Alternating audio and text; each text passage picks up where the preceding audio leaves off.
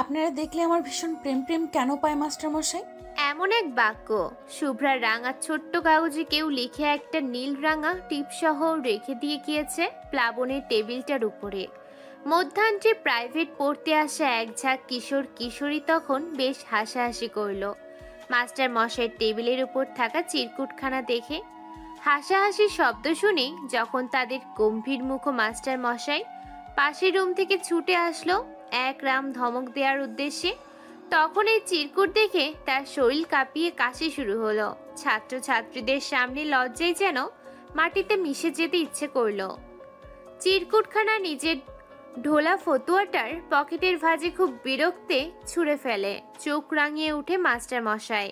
শ্যাম বর্ণা চাপদারিওয়ালা এই 25-এর যুবকের চোখ রাঙানিতে চুপ হয়ে যায় ভীষণ হাসাহাসি, থেমে যায় কৌতুক মাখানো মজা। সবাই নিজেদের আসনে চুপটি করে বসে পড়ে। মাস্টার মশাই পরিস্থিতি স্বাভাবিক করতে কালো রঙের শক্ত বোর্ডে সাদা চকের আঁচড় কাটতেই হুড়মুড় করে পাঠশালার দরজায় হাজির হলো পাঠশালার অতি জনপ্রিয় চঞ্চল সপ্তদশী কিশোরী উড়নচণ্ডী ওরফে তিস্তা। পাঠশালার মধ্যিখানে অবস্থানরত ছাত্রী ভ্রমরী উচ্ছ্বাসিত কণ্ঠে বলল, তিস্তা পচা বস্তা আসছে মাস্টার মশাই। মাস্টার মশাইয়ের হাতের চকখানা মাটিতে পড়ে যায়। বিরাট চিৎকারে আর কিছুক্ষণ আগে ঘটে যাওয়া কাণ্ডের ভাবনায় একটু অন্য মনস্ক ছিল বিধায় চকের এ দশা। তিস্তা মাস্টার মশাইয়ের হতভম্ব অবস্থা দেখে ফিক করে হেসে দেয়। মাছ সিতিকাটা মাথার দুটা ছোট্ট ছোট্ট ঘাড় অবধি ঝুলে থাকা বেনি ঘুরাতে ঘুরাতে বলে, মাস্টারমশাইয়ের দাঁতে পোকা, মাস্টারমশাই বড্ড বোকা। তিস্তার এই নির্বোধ ছন্দখানি কারোর কান অবধি পৌঁছায়নি। তিস্তার কানে নিজেকে ধন্য মনে করলো এত সুন্দর ছন্দখানা শুনে। তাছাড়া মাস্টার মশাইয়ের কান অবধি ছন্দটা গেলে উড়নচণ্ডীর গাল দুটো চড়িয়ে ছাল তুলে দিত। এই জন্য নিজের কণ্ঠস্বরের প্রতি কৃতজ্ঞতা স্বীকার করে তিস্তা। সে ধীর শব্দ প্রদান করে ছন্দখানি বের করেছে বলেই তার গাল দুটো আজ বেঁচে গেল। এতক্ষণ অবধি ঘটে যাওয়া সবটা বিব্রতকর পরিস্থিতির রাগ তিস্তার উপর গিয়ে পড়ল। চিকন বেতের লাঠিটা দিয়ে তিস্তার বাহাতের বাহুতে আঘাত করে মাস্টার মশাই শাসানির স্বরে বলে, তুই রোজ রোজ পড়তে আসিস দেরি করে, বাড়িতে কি কাজ করিস রে? তোর বাবারে আমার কাছে আসতে বলবি। তোর আর পড়াশোনা হবে না, এতটুকুতেই থামাতে বলবো। বিয়ে করে সংসার ঠেলবি সেটাই ভালো। তিস্তা মাথা নিচু করে পায়ের নখ দিয়ে মাটির মাঝে আঁচড় কাটে। রোজ রোজ মাস্টার মশাইয়ের একই কথা বলে, নতুন কিছু বুঝি বলা যায় না? বিয়ে করলে কি আর সে অত দুষ্টুমি করতে পারবে? মাস্টার মশাইটা বড্ড বোকা, বুঝে কম। তিস্তার প্রাণপ্রিয় সহিত নিজের কণ্ঠটা সাধারণের থেকে একটু উঁচু করে বলল, মশাই উড়নচণ্ডী তো আজ অনেক আগেই পাঠশালাতে আসবো বইলা ঘর থেকে বের হয়েছে, তবুও ও অত দেরি করলো কেন? কোথায় ছিল জিজ্ঞেস করেন। ভ্রমরীর কথা শুনে প্লাবনের ব্রুক খানিকটা কুঁচকে আসে। বিরক্তি মাখা কণ্ঠে বলে, কার বাড়িতে আম জাম কাঁঠাল এসব চুরি করতে গিয়েছিলি, নাকি বেলি ফুল কুড়াতে গিয়েছিলি? তিস্তা নিজের শোয়ের পানে রক্তচক্ষু নিক্ষেপ করে। সঠিক সময়ে সঠিক বাসটা খাওয়াতে মেয়েটা উস্তাদ। প্লাবন তিস্তার কান টেনে দিয়ে বলে, আর যদি কখনো দেরি হয় তবে এই মুখো হবি না। মুখে কি কুলো পেটেছিস? কথা বলিস না কেন? কথা বললেই তো আপনি মারবেন মাস্টারমশাই। তিস্তার সহজ সরল কথাটাকে তার কানে টান খাওয়ার পরিমাণ বাড়ল, সাথে বাড়ল মাস্টার মশাইয়ের কণ্ঠের তেজ। চেঁচিয়ে বললেন, প্রশ্নের আগে তোর জবাব তৈরি, কিন্তু কাজের বেলা কাজকলা। যা টেবিলে গিয়ে বস, আর বিরক্ত করবি না, কেমন? যা। তিস্তা মাথা নাড়িয়ে ধপ করে ভ্রমরীর পাশে গিয়ে বসলো। তাল মাটিতে পড়ার মতো শব্দ করে মার বসালো শোয়ের পিঠে। ভ্রমরী ব্যথাতুর কণ্ঠে আহ করে উঠল। ভেসে এলো মাস্টার মশাইয়ের আরেক দফা রামধনক। অতঃপর কানে ধরিয়ে দাঁড় করিয়ে রাখলো পুরোটা সময়, কখনো একে কখনো ওকে, বিরক্ত করে গেল পড়ার সময়টুকু। মাঝে মাঝে পিঠে বেতের আঘাতও খেলো। এ আর নতুন কি, প্রতিদিনের পুরাতন রুটিন। পড়া প্রায় শেষের দিকে। ভ্রমরী এতক্ষণে পেটে জমিয়ে রাখা কথাটা আর জমিয়ে রাখতে না পেরে বলেই ফেললেন। জানিস তিস্তা, মাস্টার মশাই কে যেন চিরকুট দিয়াছে, তাও আবার প্রেম প্রেম চিরকুট। তুই দেরিতে এলি বলে মজাটা পেলি না। এই জন্যই বলি তোর তাড়াতাড়ি আসার অভ্যাস করা উচিত। কি ভয়ঙ্কর মজাটা থেকে বঞ্চিত হইলি। মুখ ভেঙচি দিয়ে উঠে ফিসফিস করে বলে, তুই আর তোর মাস্টারমশাই মিলে প্রেম প্রেম চিরকুট পর আর মজা নেই। আমার কি? দাঁড়া, তুই আমার মায়ের খাইয়েছিস না ডাইনি? এবার দেখ তোর কি করি। তিস্তার এহেন হুমকিময় কণ্ঠে ভরকে যায় ভ্রমরী। ভয় ভয় কণ্ঠে কিছু বলার আগেই তিস্তার চওড়া কণ্ঠে বলে উঠল, মাস্টারমশাই, আপনার নাকি কেউ চিরকুট দিয়েছে? আমাদের মিষ্টি খাওয়াবেন না? চিরকুট পাইলে মিষ্টি খাওয়াইতে হয়। প্লাবন সবে বোর্ডের শেষ লেখাটুকু সম্পূর্ণ করেছে। তিস্তার দুষ্টুমি মাখা কণ্ঠে সে মনে মনে কিছুটা হোঁচট খায়। নিজেকে ধাতস্থ করে সেকেন্ডে বিশ্বের মাঝেই হাতের মাঝে লিখে ক্ষয় হওয়া অর্ধেক চকটুকুন ছুঁড়ে মারে তিস্তার বরাবর। তর্জনী আঙুলটা উঁচিয়ে ধমকের স্বরে বলে, এতটুকু একটা মেয়ে, কি বুঝিস চিরকুটের? দিন দিন যে গোল্লায় যাচ্ছিস, বাড়ির মানুষ জানে নাকি জানানোর ব্যবস্থা করব? তিস্তা যতটুকু পারে নিজের মুখমণ্ডলের নিষ্পাপের ছোঁয়া এনে অসহায় কণ্ঠে বলে, মাস্টারমশাই, আমি তো জানতাম না এসব। এই ভ্রমরই বলেছে সব। ভ্রমরীর পানে তীক্ষ্ণ দৃষ্টিতে তাকাই প্লাবন। রাশভারী কণ্ঠে বলে, বোর্ডে করানো অঙ্কটা তুমি কাল 5 বার করে আনবে ভ্রমরী, মনে থাকবে? ভ্রমরী কেবল অসহায়ের মতন মাথা নাড়িয়ে বলে, আচ্ছা মাস্টার মশাই। এই আইচ্ছা কি? আচ্ছা বলবা কেমন? ভ্রমরী আবার পুতুলের ন্যায় মাথা নাড়ায়। প্লাবন এবার সবার উদ্দেশ্যে বলে, যাও, আজ সবার ছুটি। বিকেল তো হয়েছে, মনে হয় 5টা বাজে। যাও সবাই, কাল ঠিক সময়ে চলে আসবে। আর হ্যাঁ, এই চিরকুট নিয়ে উল্টাপাল্টা কথা যদি আমায় নিয়ে ছড়িয়েছে তবে খবর আছে। সবাই যার যার মতন মাথা নাড়িয়ে দ্রুত বই খাতা নিয়ে ছুট লাগায় নিজেদের গন্তব্যে। তাদের সাথে তিস্তাও যোগ দিতে নিলে প্লাবন গম্ভীর কণ্ঠে বলে, তিস্তা, তুই কোথায় যাচ্ছিস? আজ তুই দেরি করে এসেছিস, তাই তোর শাস্তি হলো সন্ধ্যা অবধি এখানে পড়বি। আমি একটু বাজারে যাব, তোর বাবাকে বলবো যাওয়ার সময় যেন তোকে নিয়ে যায়। তুই তো ছাড়া গরু, একা ছাড়া যায় না আবার। তিস্তা তেতে ওঠে, কিন্তু কি পরোয়া করে তার তেজ। ভ্রমরী হাসতে হাসতে ঠিক হয়েছে বলে বেরিয়ে যায়। তিস্তা মুখ ভেঙচি দিয়ে আবার নিজের জায়গায় বসে পড়ে। পুরো রুমটাতে সে একা। টিনের চালের ঘর। মাস্টার মশাইও তাদের বাড়ির জন্য বাজার করতে গ্রামের হাটে চলে গিয়েছে। মাস্টার মশাইয়ের অসুস্থ মা ছাড়া পুরো বাড়িটাতে আর কেউ নেই। মানুষটার প্রায় শয্যাশায়ী। মাঝে মাঝে একটু হাঁটাহাঁটি করে, কোনো কাজ করতে পারে না। তারা আগে শহরে থাকলেও মাস্টার মশাই একটু নিবিড়ভাবে বাস করার জন্য এই গ্রামে খুঁটি গেড়েছে। শিক্ষিত হওয়ার, গ্রামের স্কুলে পাঠদান করার সাথে বাড়িতে প্রাইভেট পড়ায় মধ্যাঞ্চের দিকে। তাদের বাড়ির কিছু কাজ গ্রামের এক চাচি করে দেয়। মাস্টার মশাই তার বিনিময়ে বেশ কিছু টাকা কড়ি দেয় অবশ্য, আর বাদবাকিগুলো মাস্টার মশাই করে।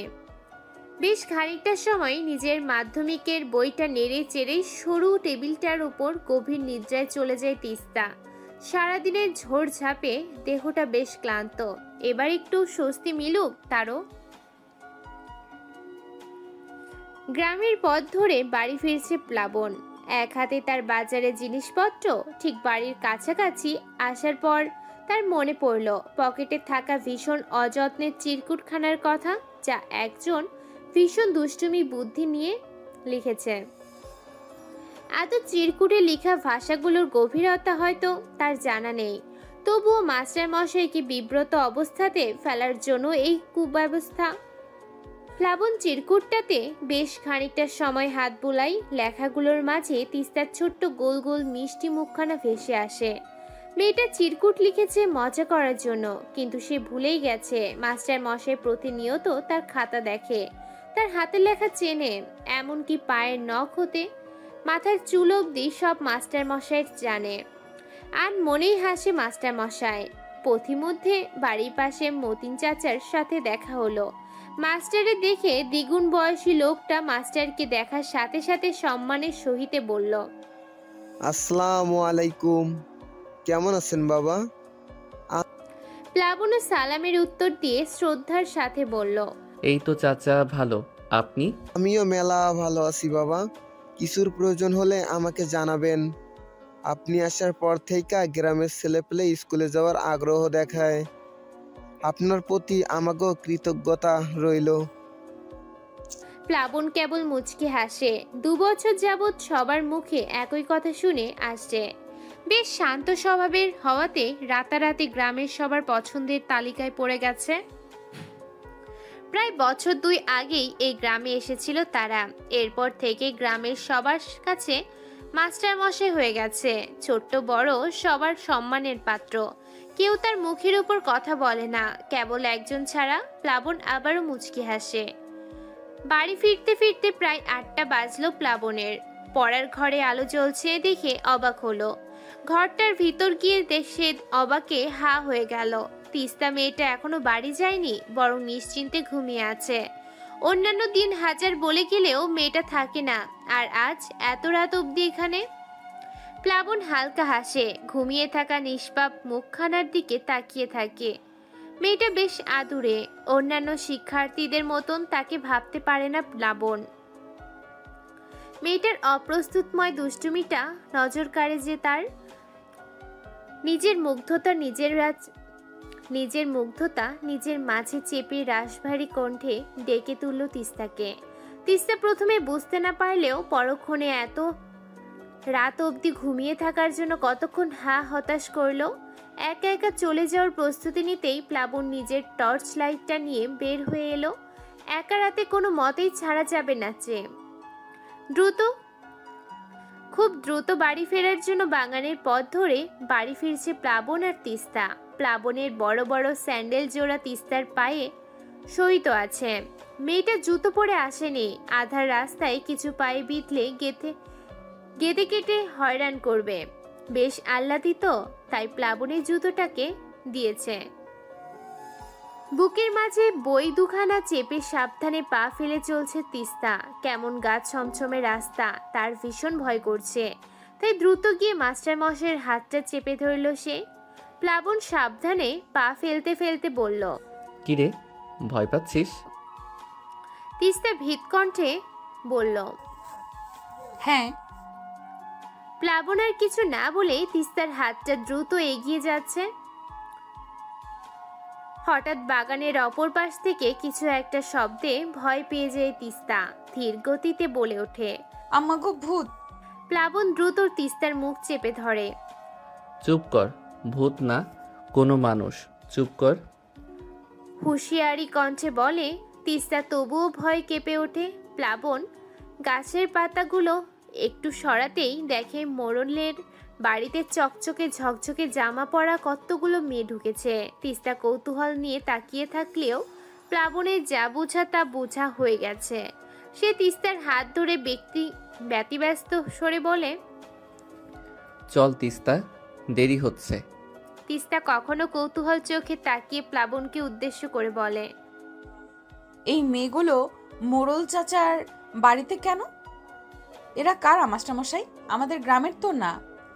প্লাবন উত্তর দেয় না, কেবল রাশভারী কণ্ঠে বলে, যেখানে সেখানে প্রশ্ন করতে নেই তিস্তা, তাড়াতাড়ি চল এখান থেকে, কেউ দেখতে পেলে সর্বনাশ হবে। তিস্তার কৌতূহল তবুও মেটে না। এই ব্যাপারে তার জানতে হবে যে মাস্টার মশাইয়ের মনে ভয় ঢুকে। মেয়েটা যা কৌতূহল প্রবণতার, দ্রুত ওর কৌতূহল মিটবে না। ওর ঝোঁক না আবারও কোনো সর্বনাশ ডাকে। আকাশে মেঘগুলো খানিকটা তুলোর মতো লাগছে। শরতের আকাশটা ভীষণ আদরে হয়। দেখলেই মনে হয় ছুঁয়ে দিতে। এমন এক অদম্য ইচ্ছে নিয়ে সে আকাশ পানে ড্যাব ড্যাব করে তাকিয়ে আছে তিস্তা। সাথে হেঁটে যাচ্ছে গ্রামের সরু পথ দিয়ে।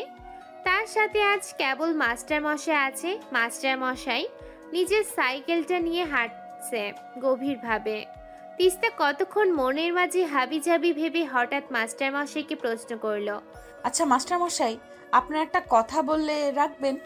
মাস্টার মশাই খানিকটা ব্রু কুচকায়, সন্ধিহান কণ্ঠে বলে, উল্টাপাল্টা চাইবি নাকি? আপনার সব সময় মনে হয় আমি উল্টোপাল্টা চাই। থাক, লাগবে না। তিস্তার এহেন অভিমানে গোপনে হাসে মাস্টার মশাই। শরতের কোমল বাতাসে ছুঁয়ে যাচ্ছে শরীর। একটু কেঁপে কেঁপে উঠছে অভিমানী সপ্তদশী। মাস্টার মশাই কিছু বলে না, কারণ তিস্তা আবার নিচ থেকেই আসবে কথা বলার জন্য। মিনিট 5 পেরিয়ে যায়, তিস্তা চুপ রয়। এখন যে পথটি দিয়ে হাঁটছে তার বাপাশে একটা মরা নদী আছে। মৃত নদী হলেও তার রূপের যেন অন্ত নেই। তিস্তা মৃত নদীটির দিকে তাকিয়ে আনমনেই বলে, মাস্টারমশাই জানেন, এই গ্রামে অনেক আগে এক জমিদার বাস করত। তার নাম ছিল আনন্দমোহর। ওনার সহধর্মিণী এই নদীটা খুব পছন্দ ছিল। ওনার পছন্দকে আরো সৌন্দর্যময় করে তুলতে নদীটির পার চীনা পাথর দিয়ে বাঁধানো হয়। একটি বিশাল বসার জায়গা বানানো হয় সুন্দর করে। আনন্দমোহরের স্ত্রীর নাম ছিল মধুসুখী। সেই নাম অনুসারে নদীটির নাম রাখা হয় মধুসুখী। কিন্তু এই প্রিয় নদী কাল হয়ে দাঁড়ায় মধুসুখীর। একদিন এই নদীতে ডুবে সেই মানবী মারা যায়। এরপর নাকি প্রায় কত যুগ নদীটি মৃত ছিল। এর পানি শুকিয়ে চর জেগেছিল। কিন্তু হঠাৎ একদিন সবাইকে অবাক করে নদীটি আবার পানি আসলো। নদীটি ভরে গেল, তার রূপ আরো বেড়ে উঠল। প্লাবন খুব মনোযোগ দিয়ে সবটা শুনল। সে এগুলো জানে। গত 2 বছর যাবৎ অনেকে এই নদীটিকে জাদুময় নদী বলে আখ্যায়িত করে। অনেকে তো রাতে এখান দিয়ে আসে না। গ্রামীণ কিছু কুসংস্কার তো থেকেই যায়। তবে সে পুরানো গল্প নতুন করে তিস্তার মুখ থেকে শুনতে ভালোই লাগছে। তাই সে নীরব শ্রোতা হয়ে সবটা শুনল। এবার সে প্রশ্ন করল, তাহলে তিস্তা নদীটি আবার মৃত হলো কিভাবে? তিস্তা একটু খুশি হলো। মাস্টার মশাই তার কাছ থেকে কিছু জানবে, শিখবে। সেটা যেন বিশ্বজয় করার আনন্দ দিল তাকে। সে উচ্ছ্বাসিত কণ্ঠে বলল, এই নদীটা আবার মৃত বলে ঘোষণা দেওয়া হয় প্রায় 17 বছর আগে। আমি জন্মানোর 5 দিনের মাথায় নাকি নদীটা মারা যায়। এর চর জেগে ওঠে।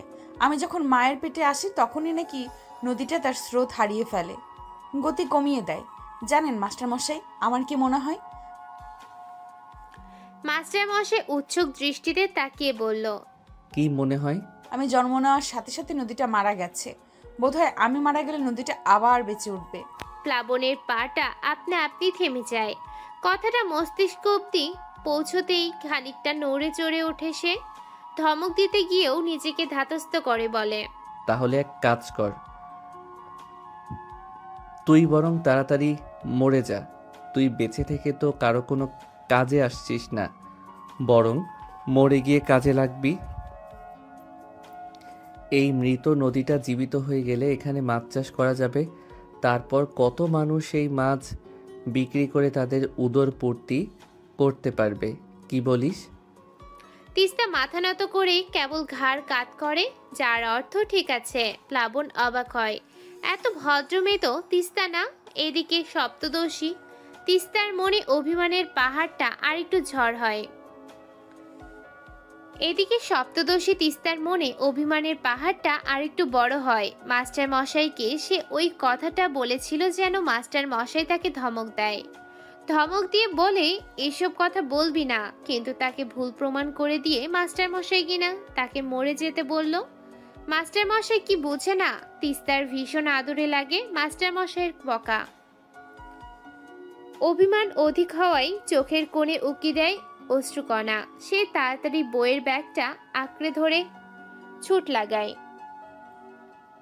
তিস্তার এহেন কাণ্ডে প্লাবন বেশ অবাক হয়। পেছন থেকে কয়েকবার ডাক দেয়, কিন্তু কে শুনে কার কথা। প্লাবনের মনে সামান্য বিষণ্ণতা করা নাড়ে। কিন্তু মেয়েটাকে তখন আহ্লাদ দেখালে সে এসব কথা আবারও বলতো, আর প্লাবনের দেহের মাঝে ছোট্ট হৃৎপিণ্ডটাই রক্তক্ষরণ হতো। তিস্তা আজ স্কুল না গিয়ে ফিরে এসেছে, তখন ছুট লাগিয়ে স্কুলে গেট অবধি গিয়েও স্কুল যায়নি, অন্য রাস্তা দিয়ে বাড়ি চলে এসেছে। হুটহাট মন খারাপ হয় আজকাল, মা বলেছে এ বয়সে ওই একটু আধটু হয়। তিস্তা মন খারাপ করে উঠোনের এক কোণে বসে আছে। তার মা তয়ানা চুলোয় ভাত বসিয়ে মেয়ের দিকে এগিয়ে আসে, আদরের কণ্ঠে বলে, কি হলো আজ তিস্তামণির? সে আজ দৌড়ঝাঁপ করছে না যে? আজ যে তোমার আপাই আসবে, সে খেয়াল আছে? আমার হুটহাট মন খারাপ করে আম্মা, আমার ভালো লাগে না কিছু। এ বয়সে তো মন খারাপ করবই, বিয়ার বয়স পার হইয়া যাইতেছে, অথচ তোমার মা বাপে তোমারে বিয়া দিতাছে না। কত কইরা বুঝাইলাম, তাও বুঝে না। তিস্তার দাদির এহেন কথাই তিস্তা ড্যাব ড্যাব করে তাকায়। তার বিয়ে করার জন্য মন খারাপ হচ্ছে? ছি, এ তাহলে কেমন মন খারাপ? তনয়া বেশ বিরক্তির স্বরে বলে, আম্মা, এসব আপনার ছেলে শুনলে কিন্তু আবার রাগারাগি করবে। আপনি ওর সামনে এগুলো বলবেন না, দয়া করে। বৃদ্ধা মহিলা এবার নিজের ঘর থেকে বেরিয়ে আসে, খুঁড়িয়ে খুঁড়িয়ে নাতনির কাছে এসে বলে, হ, এখন আমার কথা তো তোমরা কেউ শুনবা না। সংসারে এখন হইলাম গিয়া আমি পুরাতন ভাঙা থালার মতন, যা কাজে আসে না অথচ ফালাতে পারো না মায়ায়। তাও তোমারে বলি বউ, মাইয়া মানুষের শরীর বাড়ার সাথে সাথে মানুষের দৃষ্টির লোভ বাড়ে, তাই কাল বিলম্ব না কইরা মাইয়া শ্বশুর বাড়িতে পাঠাইয়া দেওয়া উচিত। তনয়া খানিক বিরক্ত হয় শাশুড়ির কথায়। এসব কুসংস্কার এখনো তার শাশুড়ি ধরে রেখেছে। মেয়েটার মাথায় এসব ঢুকলে আর পড়াশোনা করবে? এমনিতেই তো প্রচুর দুষ্টু। তিস্তা বিরক্ত হয়ে উঠে দাঁড়ালো, মুখ ভেঙচি দিয়ে বলল, আম্মা, তোমার শাশুড়ির বিয়ে করার শখ জেগেছে, সেটা তো বলতে পারছে না, তাই আমার নামে চালাচ্ছে। কি যুবতী, তাই না? তনয়া মেয়েটার এমন বেশরম কথাই হেসে ওঠে। বৃদ্ধ লতিকা ফোকলা দাঁতে একটু হেসে লজ্জারাঙা কণ্ঠে একটু শাসনের সুরে ঢেলে বলল, দিনে দিনে গতর বারে আর ইত্রামি বারে মাইয়ার। তিস্তা দাদির গাল টেনে দেয়। ঠিক করে হেসে ওঠে তিনজনে। দাদিকে সে বেশিরভাগ সময় যুবতী ডাকে, কারণ দাদি পছন্দ করে না তাকে কেউ বৃদ্ধ ভাবুক। তিস্তার ডাকে দাদি বেশ আনন্দিত হয়। আজ দুপুর 3টে বাজার আগেই তিস্তা হাজির পাঠশালায়। পরনে তার নতুন লাল টুকটুকে গোল ফ্রকটা। তিস্তার বয়স 17 হলেও দেখতে বেশ বাচ্চাদের মতো ছোট। প্লাবন সবে স্নান করে এসেছে। খেতে যাওয়ার জন্য রান্নাঘরে যেতেই তার টিনের চালের পড়ার ঘরটি চোখে পড়ল। লাল টুকটুকে ফ্রক পরা এক কিশোরী মাথা নিচু করে বসে রইল। প্লাবন খানিকটা অবাক হলো। তিস্তা তো এত তাড়াতাড়ি পড়তে আসার মেয়ে না। প্লাবন নিজের খাবারের কথা ভুলে দ্রুত পায়ে পাঠশালার রুমটিতে চলে যায়। তিস্তার কাছাকাছি আসতে কান্নার শব্দে ভেসে এলো। প্লাবনের মুখটা খানিক মোচড় দিয়ে উঠল। প্লাবনের বুকটা খানিকটা মোচড় দিয়ে উঠল। সকালের মেয়েটা রাগ করে আর স্কুলেও যায়নি, এখন এখানে কান্না করছে কেন? সকালের রাগের জন্য কান্না করছে? খানিকটা ইতস্ততা নিয়ে প্লাবন ভরাট তবে শান্ত কণ্ঠে ডাক দিল। তিস্তা। তিস্তার কোনো ভাবান্তর দেখা গেল না, বরং সে কান্নার গতি আর একটু বাড়িয়ে দেয়। প্লাবন আবারও ডাক দিল আদুরে কণ্ঠে, তিস্তা, কি হলো তোর? কি হয়েছে তিস্তা? তিস্তার তবুও নড়চড় নেই। প্লাবন এবার ইতস্ততা ছেড়ে ফেলে দিয়ে তার ডান হাতটা তিস্তার বাহুতে রাখতেই তিস্তা ভয় পেয়ে যায়, ছিটকে দূরে সরে গেল। ভীত কণ্ঠে বলল, আমি আর এ জামা পরবো না, আমি আর ছুটোছুটি করবো না, আমি আর ওর সামনে যাব না। নোংরা মানুষ, সবাই নোংরা।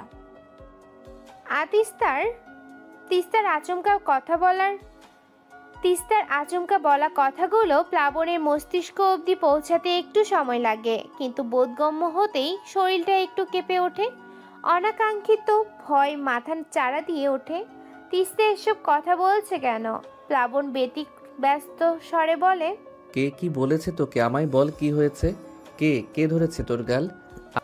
তিস্তা তিস্তার ততক্ষণে হেঁচকে উঠে গেছে কাঁদতে কাঁদতে। সে মাস্টার মশাইয়ের দিকে তাকায়, চোখগুলো লাল হয়ে ফুলেও গেছে। মাস্টার মশাইকে দেখে ভিতরে সব কান্না বের হয়ে আসে।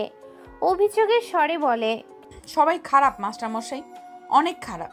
জানেন আমার গাল, পেট, ঘাড় ধরেছে ও বাজে ভাবে। খুব খারাপ ওর হাত। প্লাবন আটকে ওঠে, বিস্মিত কণ্ঠে বলে, কে কে ধরেছে তোর গাল? তিস্তার ফুপিয়ে কেঁদে দেয়।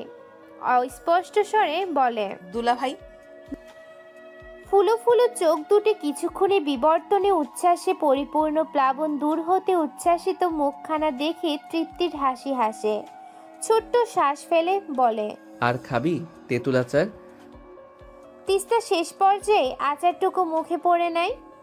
অমৃতের ন্যায় অতিরিক্ত স্বাদে চোখ দুখানা বন্ধ হয়ে আসে। তিস্তার এমন মুখভঙ্গি দেখে চাপা হাসে প্লাবন। আচারের প্রতি তারও ভীষণ লোভ হচ্ছে তিস্তার খাওয়ার অভিনয় দেখে। তিস্তা মুখের আচারটুকু শেষ করে আঙ্গুলটুকু চাটতে চাটতে বলল, না মাস্টারমশাই, আর খাবো না। তবে কি আমি আচারের বয়াম রেখে আসবো? তিস্তা মাস্টার মশাইয়ের কথা শুনেই তৎক্ষণাৎ আচারের বয়ামটা ছিনিয়ে নেয়। প্লাবনের কাছ থেকে একটু আড়াল করে বলে, না, এই আচার আমি বাড়ি নিয়ে যাব। এখন আর খেতে ইচ্ছে করছে না, কিন্তু যদি পরে আবার খেতে ইচ্ছে করে তখন আমি কি করব? তাই এটা আমার সাথে নিয়ে যাচ্ছি। যেদিন আমার খাওয়ার ইচ্ছে শেষ হয়ে যাবে সেদিন দিয়ে যাব। তোর ইচ্ছে শেষ হওয়ার আগে না আবার আমার আচার শেষ হয়ে যায় দেখিস। তোর আপা মাস্টার মশাইয়ের এমন কথাই তিস্তা ব্রুকুচকে তাকায়। কতক্ষণ তাকিয়ে থেকে ঠোঁট ফুলিয়ে বলে, আপনি কি চাচ্ছেন আমি এখন রাগ করে আচার না নিয়ে চলে যাই? প্লাবন হতভম্ব হয়ে যায় এহেন প্রশ্নে।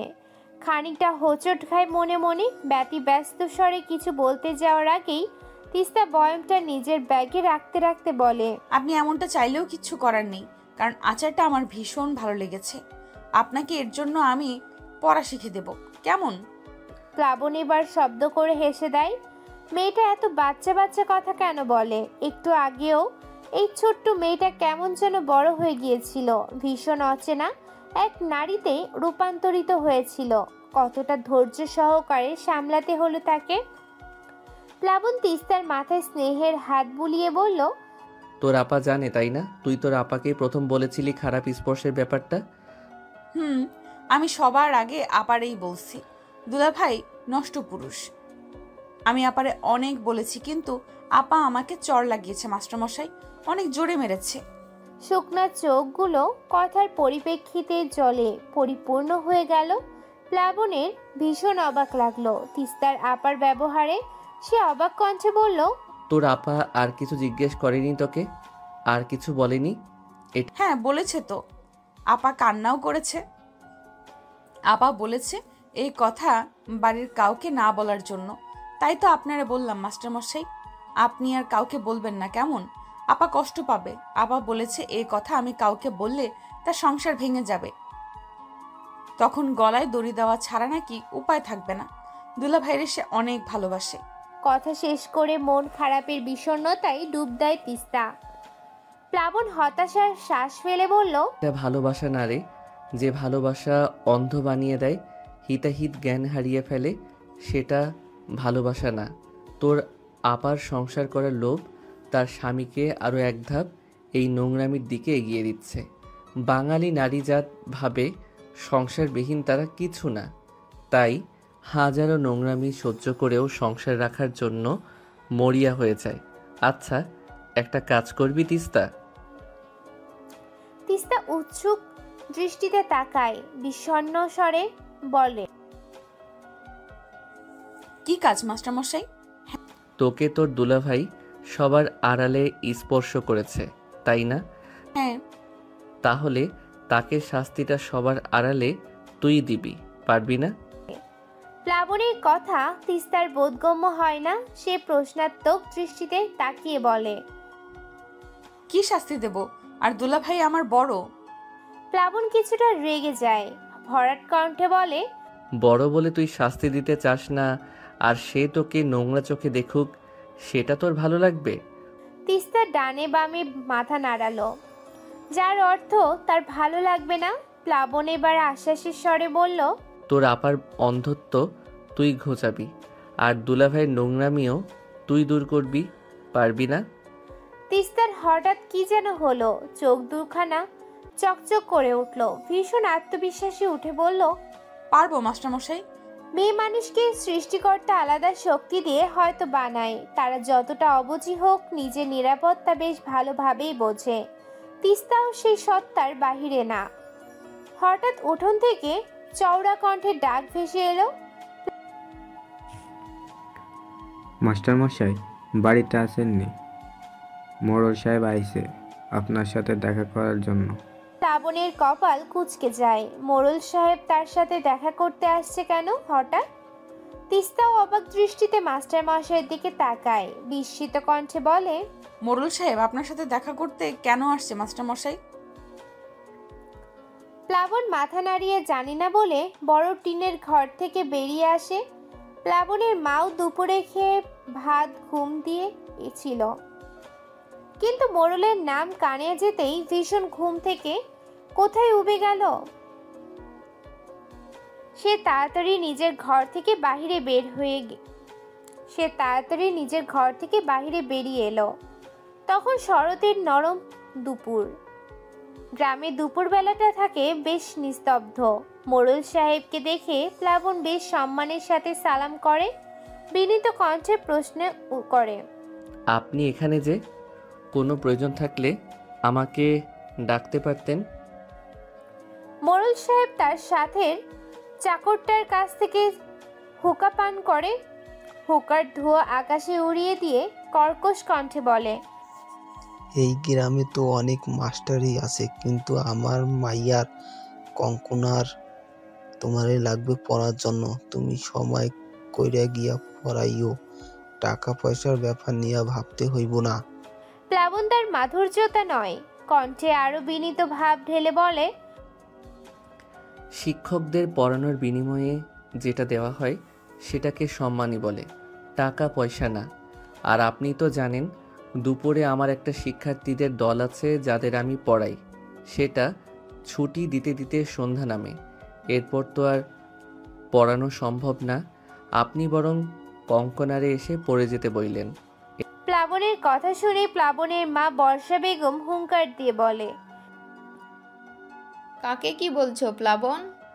মোড়ল সাহেব যেখানে এত বড় প্রস্তাব দিচ্ছে, সেখানে তোমার না করাটা বেমানান। এটা আমার একান্তই ব্যক্তিগত বিষয় মা, আপনি কিছু বলবেন না আশা করি। প্লাবনের কথাই তার মা চুপ হয়ে গেলেও মোড়লের সাথে থাকা তার চাকরটা চোখে রাঙিয়ে দেয়। ধমকের স্বরে বলে, আপনি বইয়া বাড়ি মাইয়ারে পড়াতে পারবেন না? এত সাহস কই থেকে আসে আপনার? গ্রামে টিকতে পারবেন তো? মোড়ল সাহেব বিশাল এক ধমক দিলে লোকটাকে শাসানোর ভঙ্গিতে বললেন, তোমার এত সাহস কই থেকে আসে? আমি তোমার কথা কইতাছি। মাস্টার গো লগে ভদ্রতা রিপিট মাস্টার গো লগে অভদ্রতা করবি না। মোড়লের ধমকে চাকরটা মাথা নত করে ফেলল। মোড়ল সাহেব নিজের বিট খুঁটে আকৃতির হাসি দিয়ে সাধারণ কণ্ঠে বলল, আচ্ছা মাস্টার, তুমি যা কও তাই হইব। তাহলে কঙ্কনা কাল থেকে তোমার ওইখানে আইসা পড়ব। ভালো থাইকো। প্লাবন ঘাড় নাড়িয়ে বলল, বসলেন না? না মাস্টার, মেলা কাজ আছে আজ, তাহলে আসি। প্লাবন মাথা নাড়িয়ে সম্মতি দিল। মোড়ল বের হতে নিয়েও একটু দাঁড়ালো, পড়ার ঘরটার দিকে তাকালো। ঘরের দরজা ঘেঁষে তখন তিস্তা দাঁড়ালো। মোড়ল তিস্তার দিকে তাকিয়ে অদ্ভুত কণ্ঠে প্লাবনের উদ্দেশ্যে বলল, এই তিস্তা নদী যে এখানে, কঙ্কনা এলে আবার দেখো নদীর জল বহুদূর না গড়ায়, একটা সাপ হলে আর একটা নেউল। মোড়লের কথাই প্লাবন কিছুটা হেসে দেয়। হেসে চোখে ইশারা করে তেমন কিছু হবে না। মোড়ল প্লাবনদের সদর দরজা পার হতেই তিস্তা দুলাফে উঠোনে নেমে এলো। বিরক্ত মেশানো কণ্ঠে বলল, ওই কঙ্কনারে পড়ানোর কি দরকার আপনার মাস্টারমশাই? ও খালি ঝগড়া করে, আমার একদম ভাল লাগে না ওরে। টাকার গরমে যেন ও শান্তি পায় না, এমন ভাবখানা। প্লাবন তিস্তার কথায় কিছু বলতে নিবে তার আগেই প্লাবনের মা বর্ষা মুখ ঝামটা দিয়ে বলল, হ্যাঁ, আমার ছেলের সুখ তো কারো সহ্য হয় না, স্বয়ং ওরেই নিজের সুখ সহ্য হয় না। মোড়লের বাড়িতে গিয়া পড়ালেই কত টাকা পাইতো না, হেই তো আবার দরদি, এখন আবার এই উড়নচণ্ডী মেয়ে ঢং করতে আসছে। যা বাড়িতে যা। প্লাবন অসহায় কণ্ঠে বলল, আহ মা, ওর সাথে কিভাবে কথা বলছো? যা তিস্তা, পড়ার ঘরে যা। তিস্তার এক মুহূর্ত ব্যয় না করে ঘরে চলে গেল। মাস্টার মশাইয়ের মাটা কেমন যেন, মহিলা বেশ পড়াশোনা জানলেও কেমন যেন আচার আচরণ। প্লাবন ছোট্ট শ্বাস ফেলে মাকে কিছু বলতে যাওয়ার আগেই তার বাকি শিক্ষার্থী চলে আসলো। ব্যস্ত হয়ে গেল সে দৈনন্দিন কাজে। বাড়ির উঠানে হারিকেনের আলো মিটমিট করে জ্বলছে। তিস্তার রান্নাঘরে মাছগুলো ভাজছে। মা পাশের বাড়িতে গিয়েছে সে বাড়িতে ঝামেলা হচ্ছে বলে। যাওয়ার আগে তিস্তার ঘাড়ে মাছ ভাজার বিরাট দায়িত্ব দিয়ে গেছে। বাড়িতে এখন সে, তার দাদি আর দুলাভাই আছে। আপাও মায়ের সাথে গিয়েছে। তিস্তা গভীর মনোযোগ তেলের ভিতর থাকা ফুটন্ত মাছগুলো দেখছে। এটার মাঝেও ভীষণ আকর্ষণীয় কিছু খুঁজে পাচ্ছে বোধহয় সে। আসলে বয়সন্ধির সময়টা এমন, অসাধারণও বিরক্ত আসে, আবার অতি সাধারণও আনন্দিত করে। কিশোরী তিস্তা হঠাৎ অনুভব করলো তার পিঠের নোংরা হাতের ছোঁয়া। সে হাতটা জামার ভিতরে থাকা অতি গোপনীয় পিঠটা বাজেভাবে ছুঁয়ে দিচ্ছে। তিস্তা চমকে পিছে তাকায়, বিস্মিত কণ্ঠে বলে, দুলাভাই। পেট মোটা ভারী শরীরযুক্ত মোতালেব হালকা হাসে, হাতের ছোঁয়া আরো গভীর করে। যতটা গভীর করলে পিঠের অন্তর্বাসের কাপড়টা অবধি ছোঁয়া যায়। বিশ্রী হেসে বলে, তিস্তা উঠতে নিলেও শক্ত হাতের চাপে উঠতে পারে না দুলাভাই, তবে মনুষ্যত্ব একেবারেই হারিয়ে ফেলেছে। তার দাম কি তিস্তাকে দিতে হবে? আপা কাউকে কিছু না জানিয়ে চলে গেল কেন আম্মা? নিজের ছোট মেয়ের কথায় তনয়া বেগম ফিরে তাকালেন। তার হাতে ছাই লেগে আছে। গতকাল রাতের এঁটো থালা বাসনগুলো ধুচ্ছিল সে। হাতের পাতিলটা নিচে রেখে গম্ভীর কণ্ঠে বলল, ভালো হয়েছে তুমি এসেছো এখানে। তা কাক ডাকা ভোরে ওঠার মেয়ে তো তুমি না, কেন উঠেছো? ঘুম ভেঙে গেল আম্মা। বললা না তো আপা চলে গেল কেন? কি? তনয়া বেগম বিরক্তিতে খানিকটা ব্রুকুজকে অধৈর্য মাখানো কণ্ঠে বলল, এখানে এসে একটু পানি তুলে নিয়ে যাও তো, হাঁড়ি পাতিলগুলো ধুয়ে ফেলি, বাসি কাজগুলো আগে শেষ করে নেই। আসো আসো। মায়ের তাড়াহুড়ো মাখানো কণ্ঠে বোঝাই যাচ্ছে মায়ের প্রতিটা সেকেন্ডের মূল্য কতটা। আর তাছাড়া মা কিছু এড়িয়ে যাওয়ার চেষ্টা করছে। তিস্তার কিছু না বলে মায়ের হাতে হাতে একটু সাহায্য করে দিল। তনয়া হাঁড়ি পাতিলে পরিষ্কার পানি ঢেলে পরিষ্কার করতে করতে সেদিকে মনোযোগ স্থাপন করে বলল, মায়ের মেয়ে হয়েছে তুমি, সবার আগে নিজের নিরাপত্তার কথা তোমাকে ভাবতে হবে। আর তা তুমি ভেবেছো, কিন্তু যখন দেখবে তোমার একার পক্ষে নিজেকে নিরাপদ রাখা সম্ভব হচ্ছে না, তখন কাউকে জানাতে হবে। নিজের নিরাপদের জন্য মাঝে মাঝে অন্যর কথা ভুলতে হবে। যাই হোক, কাল মোত্তালেবের হাতে গরম তেল তুমি মেরেছিলে, তাই না? তুমি মায়ের সবটা কথা এতক্ষণ মন দিয়ে শুনছিল তিস্তা, কিন্তু শেষের প্রশ্নে তার হাতে থাকা থালার পাজাটা পড়ে গেল। ঝনঝন শব্দে শরীরের মাঝে অস্থিরতা কাজ করল। কাল রাতে আধারিয়া প্রতিবাদের কথা তার মাথা চাড়া দিয়ে উঠল। যখন দুলাভাই তার বাহু শক্ত করে ধরে রেখেছিল, সে তখনই কড়াই থেকে অনেকখানি গরম তেল গোলমরিচের যখন দুলাভাই তার বাহু শক্ত করে ধরে রেখেছিল, সে তখন কড়াই থেকে অনেকখানি গরম তেল গোল চামচের মাধ্যমে নিয়ে দুলাভাইয়ের হাতে ছুঁড়ে ফেলে। দুলাভাই আটকে ওঠে, সামান্য চেঁচিয়ে ওঠে। ততক্ষণে মা আর আপা বাড়িতে এসে পড়েছিল। দুলাভাইয়ের অস্থিরতম চিৎকারে তারা রান্নাঘরের দিকে এগিয়ে এসে দেখে দুলাভাইয়ের হাতের অবস্থা খারাপ হয়ে গেছে। যখন সবাই জিজ্ঞেস করলো কিভাবে এমন হয়েছে, তখন তিস্তা খুব চালাকির সাথে বলেছিল দুলাভাই মাছ ভাজতে এসেছিল আর গরম কড়াইয়ের অনেকখানি তেল উল্টে পড়ে যায় তার উপর। তিস্তা ভেবেছিল সেই ঘটনা হয়তো আর কেউ জানবে না, কিন্তু আম্মা কিভাবে জানলো? তিস্তাকে চুপ থাকতে দেখে তনয়া উঠে দাঁড়ালো, মেয়ের গালে শক্ত এক চড় বসালো। কতটা বড় হয়েছো যে তোমার সাথে অন্যায় হওয়ার কথা আমাদের জানাতে পারো না? তোমার সাথে মোত্তালেব খারাপ আচরণ করে সেটা আগে বললে এত দূর ব্যাপারটা যেত না। নোংরা আচরণ করার সাহস ওর হতো না। তোমারই বা কী দোষ যেখানে তোমার বড় বোনেই সংসার টিকিয়ে রাখার আশায় নিজের ছোট বোনের সাথে হওয়া অন্যায়কে প্রশ্রয় দিয়েছে? এমন মেয়েও আমি পেটে ধরেছিলাম? ছি! কর্কশ কণ্ঠে বলল। তিস্তার চড়ের ব্যথায় চোখ টলমল করে ওঠে, গালটা যেন জ্বলে যায়, কিন্তু তার চেয়ে বেশি জ্বলে যায় হৃদয়টা। আম্মা তাকে ভুল বুঝেনি তাহলে? তনয়া থালা বাসনগুলো একটা একটা করে মাটি থেকে তুলতে তুলতে বলে, আজ থেকে ফরক পড়া বন্ধ। আমি তো ভুলেই গেছিলাম সব মানুষ এক হয় না। তোমার দৌড়ঝাঁপ কমাবে। মোতালেব কেবল একটা তো আর না, এ সমাজে অনেকগুলো আছে। যাও ঘরে গিয়ে হাত মুখ ধুয়ে স্কুলের জন্য তৈরি হও। বড় হচ্ছ, শরীর বাড়ছে, বুদ্ধিটাও বাড়াও। তিস্তা মায়ের উপর অভিমান করে ছুটে চলে যায় ঘরে। তনয়া ছোট্ট শ্বাস ফেলে। বড় মেয়েটা এত স্বার্থপর ভাবতেই তার গা শিরশির করে ওঠে। ভাগ্যিস গতকাল তার শাশুড়ি লতিকা বেগম রান্নাঘরের দৃশ্যটি দেখেছিল, না হয়তো এই মোতালেব আরো নোংরামি করত। আর তার ছোট মেয়েটার সাথে তারা জানতেও পারতো না। বড় মেয়েকে সে আড়ালে নিয়ে গিয়ে সব বলার পরে বড় মেয়ে নিজের বোনকে খারাপ বলে।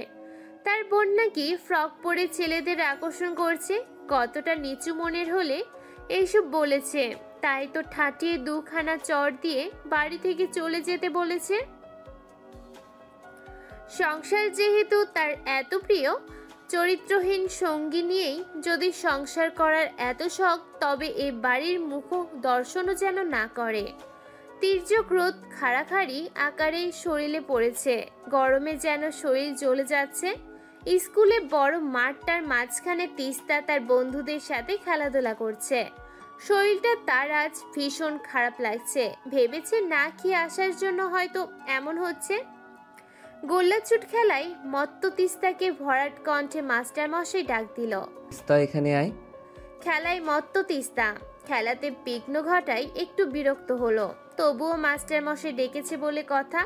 খেলা রেখে সে ছুটে আসলো।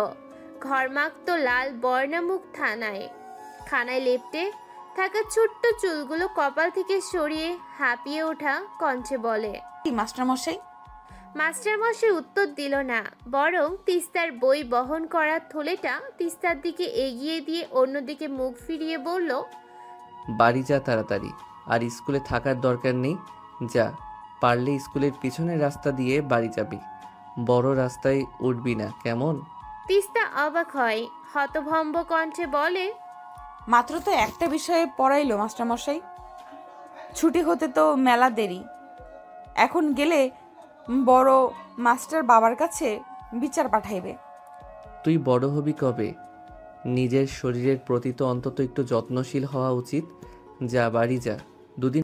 তিস্তা অবাক হলো। হঠাৎ তার মনে পড়ল তার শরীর অসুস্থ হওয়ার কারণটা। প্রতি মাসে রুটিন মাফিক অসুখটা আবার তাকে ধরেছে, আর সে ভুলে গেল। মাস্টারমশাই কিভাবে জানলো? তিস্তা ফিরু চোখে নিজের পরনের কাপড় থানার দিকে তাকালো। লজ্জে সে মিয়ে গেল। ব্যাগটা হাতে নিয়ে দৌড়ে ছুটে গেল স্কুলের পেছন দিকটাতে। কোনো থামাথামি নেই। এই বৃষ্টি লজ্জা ঢাকার জন্য প্রাণপণে তাকে ছুটতে হবে। যতদূর গেলে মাস্টার মশাইয়ের চোখে পড়বে না, চোখ পড়বে না। দীর্ঘ 2 দিন পর বাড়ি থেকে বের হয়েছে তিস্তা। দাদি তাকে এ 2 দিন বাড়ি যেতে বের হতে দেয়নি। বন বাদারে ছুটে বেড়ালে নাকি ভূত পেতনি ধরবে সে ভয়ে। গ্রামের প্রচলিত কিছু যুক্তিহীন নিয়ম সব সময় প্রচলিত থাকে। আজ জোর করে তিস্তা বের হয়েছে, স্কুলে নাকি পরীক্ষা শুরু হবে, তাই মাস্টার মশাইয়ের কাছে পড়তে যেতে হবে। তাছাড়া বাকি সহপাঠীরা জানিয়েছে কল্পনা নাকি মাস্টার মশাইয়ের সাথে অনেক ভাব জমিয়েছে, সেই ভাব তো দেখতেই হবে। পাঠশালায় নাকি বাকি সহপাঠীরা চলে এসেছে, তিস্তার আগেই পড়ানো প্রায় শুরু হয়ে গিয়েছে। তার মধ্যেই হাজির হয় তিস্তা। প্রতিদিন দেরি করে পড়তে আসাটা যেন তার বদঅভ্যাসে পরিণত হয়েছে। প্লাবন তখন কালো বোর্ডটাতে গুটি গুটি অক্ষর লিখতে ব্যস্ত। দরজায় কারোর উপস্থিতি টের পেয়ে সে দরজার পানে তাকাতেই দুদিন পর কাঙ্ক্ষিত মুখখানা দেখতে পেল। দুদিন যাবৎ এই মুখখানা দেখার আশায় কতবার যে সে দরজার পানে তাকিয়েছিল, আজ অবশেষে তার তাকানোটা বিফলে গেল না। তিস্তার আজ অন্যরকম রূপ। নীল রাঙা ঝলমলে থ্রি পিস, শরীরে জড়ানো, চুলগুলো ভিজে পিঠের সাথে ল্যাপটানো, চোখের নিচে মোটা করে কাজল দিয়া, গলায় কালো একটা তাবিজ বাঁধা, ফ্রক পরা ছোট্ট তিস্তা যেন থ্রি পিস পরে বেশ বড় হয়ে গিয়েছে। নিজেকে সাজিয়েছেও ভীষণ সুন্দর করে। কে বলবে মেয়েটা ছোট? তিস্তা প্লাবনের দিকে তাকিয়ে বিনীত কণ্ঠে বলল, আসবো মাস্টারমশাই। প্লাবন কিছু বলার আগেই কল্পনা খোঁচা মারা কণ্ঠে বলল, কি রে তিস্তা, এত সাজুগুজু কেন করেছিস? বিয়ে ঠিক হলো নাকি? তার এতক্ষণে কল্পনার দিকে দৃষ্টি গেল। মেয়েটা কালো রঙের মখমল কাপড়ের জামা পরে এসেছে, বেশ সুন্দর লাগছে। 10 জনের মাঝে দাঁড়ালে বেশ নজর কাড়বে তার রূপ নির্দ্বিধায়। পরক্ষণে কল্পনার বলা কথাটা মাথায় খেলে যেতেই ক্ষুব্ধ হয়ে উঠে সে। তেড়ে গিয়ে কিছু বলতে যাওয়ার আগেই প্লাবন আটকে দেয় তাকে। রামধমক দিয়ে বলে, পর কি করতে এসেছিস এখানে? এমন পড়াশোনা করার চেয়ে না করাই ভালো। আর মুখে এমন রংচং মেখেছিস কেন? বিয়ের বাতাস শরীরে লেগেছে নাকি? প্লাবনের ধমকে সশব্দে হেসে দেয় কল্পনা। তিস্তা হা হয়ে যায়। হঠাৎই তো আর শাস্তে মন চাইল, তাই বলে মাস্টার মশাই এসব বলবে, তাও কল্পনার সামনে। ভীষণ অভিমান জাগে তিস্তার। দ্রুত সে বের হয়ে যায়। প্লাবন 2-1 পিছে ডাকলেও সে শোনে না। মন খারাপ হয় প্লাবনের। এইভাবে না বললেও হয়তো পারতো। মেয়েটাকে 2 দিন পর দেখলো, অথচ ভালো করে দেখতেও পেল না। ছোট্ট একটা আফসোসের শ্বাস ফেলে আবার নিজের পড়ানোতে মনোযোগ হবে প্লাবন। এমন সময় তিস্তা আবার দরজার সামনে দাঁড়ায়। লাল টকটকে ফুলো গাল আর নাকটা প্রমাণ করে দিয়েছে মেয়েটা ভীষণ কেঁদেছে। প্লাবন এবার দারুণভাবে অবাক হয়ে যায়। চোখের নিচে গাঢ় কাজলটা ধুয়ে এসেছে তিস্তা। এর কালো রংটা খুব এলোমেলো হয়ে গেছে, তবুও এটা বসে আছে চোখের কোণে। জামার সামনের অংশ কিছুটা ভিজে গিয়েছে। মেয়েটা তবে মুখ ধুয়ে এলো। এত রাগ! প্লাবন ঘরে ঢোকার অনুমতি দিতেই তিস্তা গটগট পায়ে রুমে ঢুকলো। কল্পনা খোঁচা মারা কণ্ঠে বলল। প্লাবন তিস্তার দিকে এক মুহূর্ত তাকালো। তিস্তার মুখ খোলার আগেই সেই ধমকের স্বরে বলল। কল্পনা চুপ হয়ে গেল। তিস্তা নিজের জায়গায় বসতে যাবে এমন সময় বাহির থেকে হইচই ভেসে এলো। প্লাবন ছুটে বের হয়ে আসলো। তার পিছে পিছে সব শিক্ষার্থী ছুটে আসলো। প্লাবন সদর দরজার কাছে দাঁড়াতেই দেখলো গ্রামের অনেক লোক বড় রাস্তার দিকে ছুটে যাচ্ছে। প্লাবন গ্রামের এক মুরব্বিকে ডাক দিয়ে জিজ্ঞেস করলো, চাচা কি হয়েছে? ব্যতিব্যস্ত কণ্ঠে বলল, তিস্তা নদীতে একটা মাইয়ের লাশ ভাসে উঠছে। কি সুন্দর মাইয়া নাকি? সবাই তো তাই দেখতে যাইতেছে। মেয়ের লাশ? হ মাস্টার, মাইয়ের লাশ। আমরা যখন ছোট ছিলাম তখন এমন লাশ ভাসা উঠতো। আমরা সবাই সরা বান্ধা বলতাম নদীর নাম তিস্তা, লাশ আছে ভাইসা। অনেক বছর পর সেই দিন দেখি আবার আইতেছে। তাহলে আর মাইয়ারা ছোট বাচ্চারা নিরাপদ না? চাপা উত্তেজনায় পুরো গ্রাম স্তব্ধ। উত্তেজনা ছড়িয়ে গেছে মাস্টার মশাইয়ের সকল শিক্ষার্থীর মাঝেও। সবচেয়ে উত্তেজিত হয়েছে তিস্তা। কার লাশ ভেসে এসেছে নদীতে তা না দেখলে যেন তার শান্তি হবে না।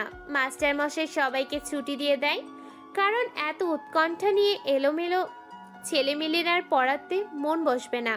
সবাই যখন বের হয়ে গেল, মাস্টার মশাই তিস্তাকে ভরাট কণ্ঠে বলল, তুই কিন্তু ভুলেও নদীর পার যাবি না, তুই এখানেই থাকবি। এখন গত 2 দিন যাবৎ অনেক পড়া পড়িসনি, এখন সব পড়ে শেষ করবি। তিস্তার চকচকে উত্তেজনা আকাশ সমান হতাশায় রূপান্তরিত হলো। একরাশ নতুন কিছু দেখার উদ্দীপনা নিয়ে গেল ভরাট কণ্ঠে উচ্চারিত হওয়া শব্দগুলোর কাছে। তার ভয়ঙ্কর রকমের রাগ হলো, পড়াশোনাটা সৃষ্টি কেন হয়েছে? এমন ছোট্ট মনের ছোট্ট আশাগুলো খান খান করে দেওয়ার জন্যই বুঝি পড়াশোনার সৃষ্টি। পড়াশোনা মরে যেতে পারে না, ওর বাঁচার কোনো অধিকার নেই। এমন ডজন খানেক অভিশাপ দিয়ে তিস্তা পড়ার বেঞ্চেরটার দিকে এগিয়ে গেল। তিস্তার উচ্ছ্বসিত মুখ ভঙ্গির সেকেন্ডের মাঝে বিরাট পরিবর্তে পেট ফেটে হাসি এলো প্লাবনের। এই মেয়ের যা আগ্রহ সব ব্যাপারে, এত সহজে লাশ না দেখে মিটবে না, একাই চলে যাবে সুযোগ পেলে। দীর্ঘক্ষণ নিজের মনের মাঝে আকাশ পাতাল ভেবে প্লাবন ঠিক করলো তিস্তার আগ্রহ শেষ করার উপায়। তিস্তা ব্যাগ থেকে বই বের করতে যাবে, তার আগেই প্লাবন এক রাশ গম্ভীর কণ্ঠে বলল, তুই সত্যি নদীর পাড়ে যাবি না? কিভাবে যাব? আপনি ছুটি দিয়েছেন? চল, আমি নিয়ে যাব, কিন্তু সেখানে গিয়ে কোনো কথা বলতে পারবি না। রাজি? তিস্তার নিয়ে যাও উৎসাহ দ্বিগুণ আকারে ধারণ করলো। উচ্ছ্বাস ভরা কণ্ঠে বলল, সত্যি? হ্যাঁ সত্যি, এবার চল। তিস্তা দিক বেধিক ভুলে ছুটে এলো। বেশ মজার কিছু দেখবে ভেবে উত্তেজিত কণ্ঠে বলল, চলেন চলেন, ধন্যবাদ মাস্টারমশাই। প্লাবন কিছু না বলে ধীর গতিতে বের হয়ে আসলো। সে জানে তিস্তার মনের উত্তেজনা না মিটিয়ে থাকতো না, এর চেয়ে সে সাথে থেকে মনের উৎকণ্ঠা নিভিয়ে দিবে। ভিজে বালুর মাঝে সাদা রাঙা ঝলমলে জামা পরা একটি মেয়ে উপুর হয়ে পড়ে আছে। হ্যাঁ, এই মেয়েটি এখন লাশ বলে চারিদিকে গণ্য হচ্ছে। তিস্তা মাস্টার মশাইয়ের আড়ালে দাঁড়িয়ে আছে। এতক্ষণ চাপা উত্তেজনা কাজ করলেও এখন ভয় করছে। কেমন বিধ্বস্ত দেহখানা। প্লাবন তিস্তার গুটিয়ে যাওয়া দেখে ফিসফিস কণ্ঠে বলল। তিস্তা ভেদ চোখে মাস্টার মশাইয়ের দিকে তাকায়। সত্যি মাস্টার মশাইয়ের কথা শোনা উচিত ছিল তার। এই যে এখন কেমন পস্তাতে হচ্ছে কথা না শুনে। অনাকাঙ্ক্ষিত উত্তেজনা, ভয় তাকে ক্রমশ গ্রাস করে ফেলেছে। শ্বাস নিতেও কষ্ট হচ্ছে তার। নদীর বাতাসে আজ যেন কেমন ধূসর গন্ধ। এটা কি লাশের গন্ধ, নাকি কোনো পচে যাওয়া মস্তিষ্কের নোংরামির গন্ধ? মেলার মতন হই হই করে লোক এলো লাশ দেখতে। এই যেন কারো মৃতদেহ না, অসাধারণ এক রোমাঞ্চকর ঘটনা। নিজের চোখের দর্শন না করলে যেন দুনিয়াটা মিথ্যা হয়ে যাবে, জন্ম বিফলে যাবে। ধাক্কাধাক্কি করে সবাই দাঁড়িয়েছে লাশ দেখার জন্য। সদর থেকে পুলিশ আসতে বেশ খানিকটা সময় লাগলো। ততক্ষণে ভিড় কমার বদলে দ্বিগুণ বেড়ে গেল। বাড়ি গিয়ে জমিয়ে নতুন গল্প করার লোভ ছাড়তে পারেনি পথিকরা। তাই তো আগ্রহ আর টান টান উত্তেজনা নিয়ে দাঁড়িয়ে আছে মেয়েটাকে দেখার জন্য। কোন গ্রামের মেয়ে, কার মেয়ে, এসব চেহারা না দেখলে কিভাবে বলবে? তিস্তার ছোট্ট মনও সে পথিকদের বাহিরে না। সেও অনেক ভয় পাওয়া সত্ত্বেও দাঁড়িয়ে আছে শেষমেশ কি হয় দেখার জন্য। পুলিশ আসতে সবাই সরে দাঁড়ায়। চাপা উত্তেজনায় থম মেরে আছে সবাই। পুলিশদের মাঝে একজন কনস্টেবল এগিয়ে গেল বড় অফিসারের আদেশে। সবার অপেক্ষার পালা শেষ করে থুবড়ে পড়ে থাকা লাশটাকে সোজা করলো। চুলে ঢেকে যাওয়া চেহারাটাকে সরাতে আটকে ওঠে সবাই। ভিড়ের মাঝে এক গগন বিদারক চিৎকার ভেসে আসে, সাথে ঝমঝম করে স্রোত বয় বিষণ্ণতার, আফসোসের। হাজারো চিৎকারের মাঝে একটা কথাই সবাই বলছে, আরে এটা তো গ্রামের পুরোহিতের মাইয়া। ততক্ষণে তিস্তা লাশটার পাশে এসে ধপ করে বসে পড়ে। হৃদয় বিদারক আর্তনাদ করে বলে, আমার ভ্রমর, ও ভ্রমরি, তুই এখানে শুয়ে আছিস কেন? ভ্রমর, ওঠ না, শুই, ওঠ। তুই ঘুমিয়ে আছিস কেন? ওঠ তাড়াতাড়ি। প্লাবন যেন নিজের বাক শক্তি হারিয়ে ফেলল। ভ্রমরীর লাশ দেখার জন্য চারপাশে এত রমরমা, এত উচ্ছ্বাস। তার পাঠশালার আরেকটা দুরন্ত ছাত্রী এভাবে এখানে শুয়ে আছে। পুলিশ কর্মকর্তার কিছু লোক এগিয়ে এলো। ভুঁড়িওয়ালা বড় কর্তা নাক মুখ কুচকে ধমক দিয়ে বলল, এই মেয়ে, এই ওঠ এখান থেকে। লাশকে শুয়েছিস কেন? পরে তো তোর উপর দোষ পড়বে। যা ওঠ। তিস্তা যেন আরো উঠে বসলো ভ্রমরীর নিস্তব্ধ দেহখানার সাথে। দুদিন সে ঘর থেকে বের হয়নি বলে মেয়েটা নিজে গিয়ে দেখা করে এসেছে। কাল দুপুরেও তো দেখা করে এসেছিল। হ্যাঁ, এই জামাইটাই তো শরীরের ছিল। তবে কি মেয়েটা আর বাড়ি ফেরেনি?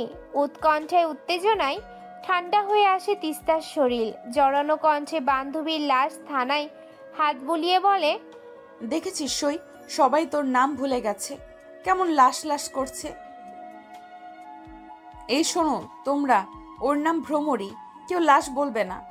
আমার সই ঘুমিয়ে আছে, ওঠ না সই, উঠবি না? আর কণ্ঠনালী থেকে শব্দ নিঃসৃত করতে সক্ষম হয়নি তিস্তা। বর্ণহীন পানিতে টইটুম্বুর হওয়া তিস্তা নদীর পাড়ে লুটিয়ে পড়ে। রক্ত মাংসের গড়া তিস্তার দেহখানা। শরীর নিস্তব্ধতা অসাড় করে দেহ দেয় মেয়েটার শরীর। গ্রামে যে কোনো খবর ছড়ায় বাতাসেরও আগে। অপরিচিত লাশ গ্রামের পরিচিত। ছুটন্ত দুরন্ত মেয়ে ভ্রমরীর এ যেন কেউ ভাবতেই পারেনি। মানুষজন এবার আরো দ্বিগুণ হলো। সাদা ধুতি পরা, কপালে চন্দন লাফচানো মধ্যবয়স্ক বিপত্তিক পুরোহিত নেপাল ঠাকুর হন্তদন্ত হয়ে দিশেহারার মতন ছুটে আসে। ততক্ষণে প্লাবন আর কয়েকজন এগিয়ে আসে তিস্তার জ্ঞান ফেরানোর আপ্রাণ চেষ্টায়। মধ্যবয়স্ক নেপাল আহাজারি করে ওঠে, নিজের কপাল চাপড়িয়ে উচ্চস্বরে কেঁদে ওঠে। ও ঠাকুর গো, আমার কপাল কেন পুরো তুমি বারবার? আমার ফুলের মতো কন্যা কেন আজ ধুলোয় লোটালো? কোন পশুর ক্ষুধার নিবৃত্তি হলো আমার কন্যা? এই ঈশ্বর, তুমি বুঝি মরারে আবার মইরা গেলা? আমার মাইয়া ছাড়া আমার যে কেউ নেই, আমি কি নিয়ে থাকবো? ভিড়ের মাঝে থেকে দু একজন এগিয়ে এলো। নেপালকে সান্ত্বনা দিচ্ছে তার মেয়ের খুবলে খাওয়া লাশটার সামনে। দূর দূরান্ত হতে মানুষ এসেছে লাশ দেখার তীব্র আকাঙ্ক্ষায়। এমন পৈচাসিক আকাঙ্ক্ষাও থাকতে পারে, এদের না দেখলে বোঝা যেত না। সবার মুখে মুখে আফসোসের স্বর। মেয়েটা অনেক ভালো ছিল, কারোর মুখে মুখে তর্ক করতো না, একটু দুষ্টুমি করতো তিস্তার স্বাদ দেওয়ার জন্য, কিন্তু কোনো বিয়াদবি করতো না। এমন আরো গুণগান শুরু হলো গ্রামের পর গ্রাম। সাথে আফসোস ছিল সবার মুখে, মা মরা মেয়েটা এমন অকালে মরল। ভর সন্ধ্যা তখন, চারপাশ আধার করা বিষণ্ণ সন্ধ্যা নেমেছে আজ। মধুসখী নদীর কিনারায় রাজকীয় ঘাটের নিচের সিঁড়িতে দাঁড়িয়ে আছে তিস্তা। চুলগুলো তার অদৃশ্য বাতাসে উঠছে। গতকাল শোয়ের লাশ দেখার পর যে জ্ঞান হারালো, একবার রাতে ফিরেছে। জ্ঞান ফিরতে নিজেকে খাটে আবিষ্কার করলো সে। বাড়ির থেকে তখন ছিচি পোকার ডাক ভেসে আসছে, সাথে ভেসে আসছে আম্মা, বাবা আর দাদির চাপা কথোপকথনের শব্দ। তিস্তা কান খাড়া করলো। এত চাপা গলায় তো কথা বলার মানুষ তারা না। মা বাবার কথা বাদ দিলেও দাদি, সে কথা বললে কমপক্ষে গঞ্জের দোকান অবধি কথা যায়, আর সে কিনা এত ধীরে কথা বলছে। তিস্তা নিজের ঘরের টিনের দরজায় কান পাতল। তার বাবা আমান শেখ বলছেন, জানো মেয়েটারে যখন দাহ করতে নিল শরীরের কি অবস্থা তার? কুকুরও বোধ হয় এমন হিংস্র হয় না। বাবার কথার পরিপ্রেক্ষিতে মায়ের চাপা স্বর ভেসে এলো। আচ্ছা, কে করেছে এসব? মেয়েটা তো খারাপ ছিল না। গতকাল দুপুরে আমাদের তিস্তার সাথে দেখা করতে এসেছিল, যে জামাটা পরে সেটাই তো শরীরে দেখলাম। তাহলে কি বাড়ি যায়নি মেয়েটা? না, নেপাল ঠাকুরের কথাই যা বুঝলাম, সে গতকাল কুমতি গ্রামে গিয়েছিল কি পূজার জন্য। বাড়িতে এসেছিল মধ্যরাতে। বাড়িতে মেয়েকে না দেখে ভেবেছিল তার বড় ভাইয়ের বাড়িতে হয়তো মেয়েটা ঘুমোতে গেছে। প্রায় নাকি সে দেরিতে বাড়ি আসলে মেয়েটা নিজের জেঠুর বাড়ি ঘুমায়। কিন্তু কাল যে অদৃশ্য নির্মম খেলা খেলবে কে জানতো? মেয়েটাকে মেরে নদীতে ভাসিয়ে দিল। কি অমানুষ!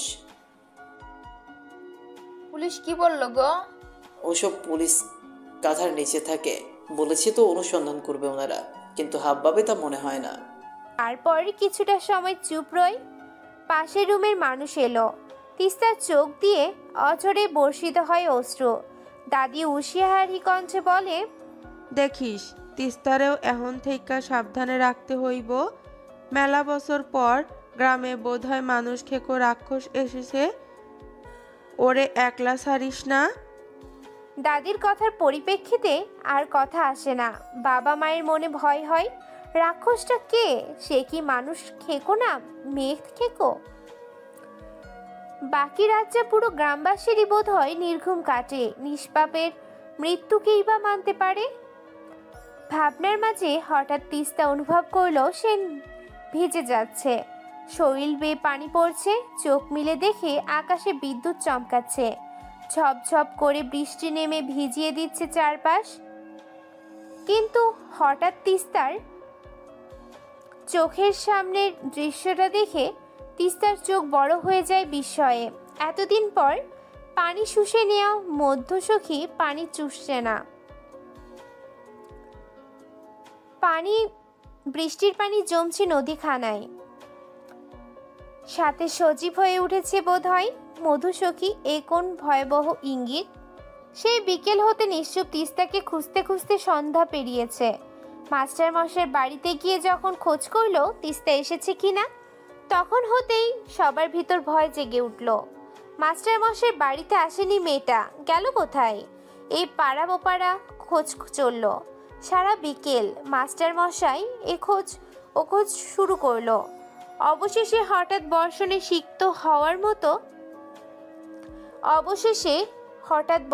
সিক্ত হওয়ার পর মাস্টার মশাইয়ের মনে পড়ল তিস্তার প্রিয় জায়গাখানার কথা। ছুটে গেল মধুসখীর পারে। কতক্ষণ ঝোপঝাড় খুঁজে নিরাশ হলো সে। অতঃপর ঘাটের শেষ প্রান্তে চোখ গেল তার। ঘাড় অব্দি চুলগুলো ভিজে লেপ্টে থাকা এক সিক্ত নারীর দিকে নজর গেল প্লাবনের। এই তো তার হারিয়ে যাওয়া শ্বাসের নতুন আশ্রয়, তার ভিত মনের আপনজন। তিস্তা তখনও ঠাই ঘাটে বসেছিল। বৃষ্টিতে তার ভিজে নাজেহাল অবস্থা মস্তিষ্ক অবধি পৌঁছায়নি। তার মস্তিষ্কের সচল নিউরন গুলো বারবার এটাই জানান দিচ্ছে মধুসখীর সজীবতা। মাস্টার মশাই তিস্তাকে পেছন থেকে বার কয়েক ডাক দিল। ঝড়ের দাপটে হয়তো ডাকগুলো তিস্তার কান অব্দি আসে না। হঠাৎ নিজের হাতে টান পড়াই ধ্যান ভাঙল তার। কিছুটা বোধগম্য হওয়ার আগেই চড় পড়ল গালে, ছিটকে গেল সে কিছুটা। বিস্মিত দৃষ্টিতে সামনে তাকাতেই দেখে মাস্টার মশাইয়ের বিক্ষিপ্ত মুখখানা, চোখ জোড়া ভীষণ ক্ষুব্ধ। শরীরের সাথে মাস্টার মশাইয়ের পাঞ্জাবিটা এটে সেটে আছে। কয়েক সেকেন্ড মাস্টার মশাইকে বেশ পর্যবেক্ষণ করা হয়ে গেল তার। হঠাৎ কানে ভেসে এলো অগ্নিবর্ষণ করার মতন কথা। মাস্টার মশাই চেঁচিয়ে বলছেন, কিরে ভয় পাচ্ছিস? এই জন্যই বলেছি আসার দরকার নেই, শুনলি না তখন আমার কথা? এত রাতে এখানে বসে আছিস, ভয় ডর আছে তোর? কাল এত বড় একটা ঘটনায় যেখানে পুরো গ্রাম ভীত, সেখানে তুই এত রাতে এই নদীর পাড়ে বসে আছিস। মাথা কি কাজ করা বন্ধ করে দিয়েছে তোর? মানলাম ভ্রমরীকে তুই ভালোবাসতিস, তাই বলে পারিপার্শ্বিক অবস্থার কথা ভুলে যাবি? তিস্তা ততক্ষণে ধ্যান ভাঙল,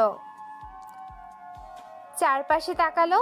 আসলেই তো এত রাত হয়ে গেছে। সে অবাক হয়, এত রাত অবধি সে এখানে বসেছিল। তিস্তার জবাব না পেয়ে মাস্টার মশাই আরেকটু রেগে যায়, হাত ধরে টান দেয় উপরে যাওয়ার জন্য। কিন্তু তিস্তা ঠায় দাঁড়িয়ে থাকে, নিষ্প্রাম কণ্ঠে বলে, মাস্টার মশাই, আমাদের সাথে খুব বড় কিছু হবে বোধহয়। মাস্টার মশাই এতক্ষণ পরে তিস্তার এমন রহস্য মাখা বাক্য শুনে হতভম্ব হয়। কি বলল তিস্তা? অনেক বড় কিছু হবে মানে? তিস্তা কি নিজের মাঝে নেই? প্লাবনের উত্তপ্ত রাগ হঠাৎ ছিমিয়ে আসে, নেতিয়ে যায় তার বিশাল তেজ। একটু কোমল হয়, নিজেদের মাঝে অধিক দূরত্বটা খানিক খোঁচান। একটু এগিয়ে এসে স্নেহ ভরা হাতটা তিস্তার মাথা রেখে কোমল কণ্ঠে বলল, কি বলছিস তিস্তা? কি হবে? তোর কি ভ্রমরীর জন্য খারাপ লাগছে? তাই এমন করছিস? কি হয়েছে বল? তিস্তা এবার নিজের নিষ্প্রাণ দৃষ্টিজোড়া মাস্টার মশাইয়ের উপর নিস্তব্ধ করে। বৃষ্টির মাঝেও তিস্তার চোখের কোণে থাকা অশ্রুর কণাগুলো বেশ বোঝা যাচ্ছে। প্লাবনের টর্চ লাইটের আলোয় তিস্তার চোখের কোণে অশ্রুকণাগুলো চিকচিক করে উঠল। মানবীর চোখের কোণে অপ্রত্যাশিত অশ্রু দেখে ভীত হলো প্রেমে লেপ্টে থাকা পুরুষ। আহ্লাদের স্বরে বলল, কাঁদছিস কেন তিস্তা? কি হয়েছে? চট দিয়েছি বলে কাঁদছিস? আচ্ছা আর মারবো না, তবুও কাঁদিস না। প্লাবনের কোমল কণ্ঠে আহ্লাদ পেয়ে যায় তিস্তার চোখের অশ্রুকণাগুলো। আগের চেয়ে দ্বিগুণ বেগে তারা ছড়তে আরম্ভ করলো। তিস্তা ভীত হলো। তার হঠাৎ করে ভীষণ ভয় চেপে উঠল। সেই স্থান, কাল, পাত্র সব ভুলে গেল এক নিমিষেই। দ্রুত গিয়ে মাস্টার মশাইয়ের হাত জড়িয়ে ধরল। পৃথিবীর সব আকুতি ঢেলে দিল তার কণ্ঠে। একটু আশার আলোর খোঁজে মাস্টার মশাইয়ের হাতখানা চেপে ধরে আকুতি মাখানো কণ্ঠে বলল, আমাকে বাঁচান মাস্টার মশাই, আমি মরতে চাই না, আমাকে বাঁচান, মৃত্যু খুব কঠিন, আমি মরবো না। ভুল জায়গায় এমন অপ্রত্যাশিত কথা শুনে একটু থমকে যায় প্লাবন। তিস্তা মৃত্যুর কথা কেন বলছে? মেয়েটা কি ধীর ধীর উন্মাদ হচ্ছে? এহেন কথা কেন বলছে মেয়েটা? অতিরিক্ত শোকে কি তার মস্তিষ্কের সচলতা হারিয়েছে? প্লাবনকে চুপ থাকতে দেখে তিস্তার ভীত মনে আরো ভয় ঢুকে গেল। তবে কি মাস্টার মশাই তাকে বাঁচাবে না? এই পৃথিবীতে হঠাৎ করেই বেঁচে থাকার ভীষণ ইচ্ছে জাগছে তিস্তার। ভ্রমরীর করুণ মৃত্যু দেখেই হয়তো তার এমন মৃত্যুজাতির উদয়। সে ভীত কণ্ঠে আবার বলল, আমাকে বাঁচাবেন না মাস্টার মশাই, আমাকে বাঁচাতে পারবেন না আপনি। তবে কি আমিও মারা যাব? জমিদারের বউ মধুসুখীর মতো অত ভালোবাসা না পেতেই আমি মারা যাব? প্লাবন হতভম্ব। মেয়েটা কি বলছে আবল তাবল? সে তিস্তার বাহুতে ভরসার হাত রেখে বলে, তুই কেন মরবি? মৃত্যু কি এত সোজা? এসব বলছিস কেন? কারণ মধুসুখী জীবিত হওয়া শুরু করেছে বোধহয়। বৃষ্টির দাপটে কথাটা খানিক অস্পষ্ট হয়ে কানে যেতেই ভড়কে যায় প্লাবন। বিস্মিত কণ্ঠে বলে, কি? তিস্তা আর ডান হাতে তর্জনী আঙুলটা সামনের দিকে তাক করলো। অদ্ভুত কণ্ঠে বলল, মধুসুখী আজ বৃষ্টির জল শুষে নিচ্ছে না, তার মানে সে জীবিত হতে চাচ্ছে। তার মানে আমাকে মরতে হবে মাস্টার মশাই। আমি জন্ম নিয়েছি আর মধুসুখী মৃত ঘোষিত হয়। এই মধুসুখী জীবিত হচ্ছে, তবে কি আমার মৃত্যু ঘনিয়ে এলো? প্লাবন তিস্তার কথার ভিত্তিতে সামনে তাকায়। টর্চের আলো মধুসুখের উদ্দেশ্যে মারতেই পিলে চমকে ওঠে তার। না চাইতেও দু পা পিছিয়ে যায়। মনে ভেসে ওঠে কিছু যুক্তিহীন বিশ্বাস। মধুসখীতে আজ খড়খড়ে মাটি নেই, ভিজে উঠেছে সে। এত বছর পর তার এহেন পরিবর্তন কেন? তবে কি না, আর ভাবতে পারে না প্লাবন। নিজের অবস্থান ভুলে যায় সে। জড়িয়ে ধরে তিস্তাকে, ভীত কণ্ঠে বলে, এসব কি বলছিস তুই? কিছু হবে না তোর। কিসের সাথে কি মিলাচ্ছিস? দেখবি কাল রোদের আলো পড়তেই মধু সখী আবার খড়খড়ে হয়ে গিয়েছে। তুই চিন্তা করিস না। তিস্তা কি ভেবে যেন খানিক হাসে। নিভু নিভু কণ্ঠে বলে, আমায় বাঁচাবেন না মাস্টার মশাই, নাকি মধুসুখী বেঁচে যাবে? গ্রামের জেলেদের ঘর কি তবে রমরমা হবে আবারও? প্লাবন আর কিছু বলার আগেই অনুভব করলো তিস্তার শরীর ছেড়ে দিয়েছে। হাত পা সব ঠান্ডা হয়ে গিয়েছে। অনেক সময় একটানা বৃষ্টিতে ভেজার ফলে হয়তো এ দশা। প্লাবন আর এক মুহূর্ত সময় নষ্ট না করে তিস্তাকে কোলে তুলে নিল। ধীরে ধীরে সিঁড়ি ভেঙে উপরে উঠছে। তার মনে হচ্ছে মধুসখী পিছন থেকে তার পা টেনে ধরছে। সুন্দর মধুসখী হয়তো রাক্ষসী রূপ ধরে বলছে তিস্তাকে তার কাছে দিয়ে যেতে। মাস্টারমশাইয়ের ভীত মন আরো ভীত হলো। সে দৌড়ে সিঁড়ি ভেঙে পড়ে উঠে গেল। মধুসখী কেন? কাউকেই সে দিবে না তিস্তাকে। তিস্তা কেবল তার। তিস্তার নিস্তেজ শরীরটার দিকে তাকিয়ে বারবার ডুকরে কেঁদে উঠেছে লতিকা বেগম। তিস্তার বাবাও মন খারাপ করে বসে আছে চার পায়াটায়।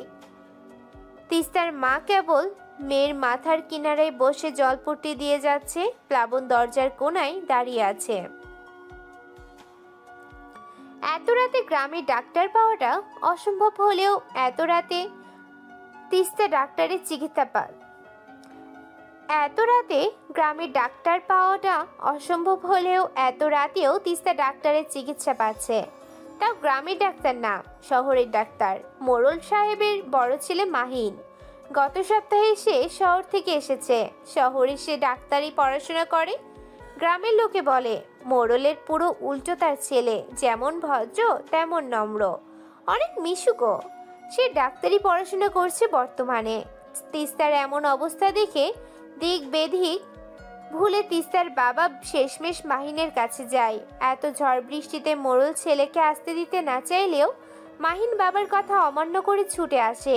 নিজের কাছ থেকে কিছু ওষুধপত্র তনয়ার দিকে এগিয়ে দিল মাহিন। বেশ নম্র কণ্ঠে বলল, চাচি, এই ওষুধগুলো ওরে খাইয়ে দিবেন, রাতের মাঝে জ্বর নেমে যাবে আশা রাখি। তনয়া বেগম দ্রুত ওষুধগুলো নিয়ে মাথা নাড়িয়ে কৃতজ্ঞতার স্বরে বললেন, আপনি বড় উপকার করলেন। আমি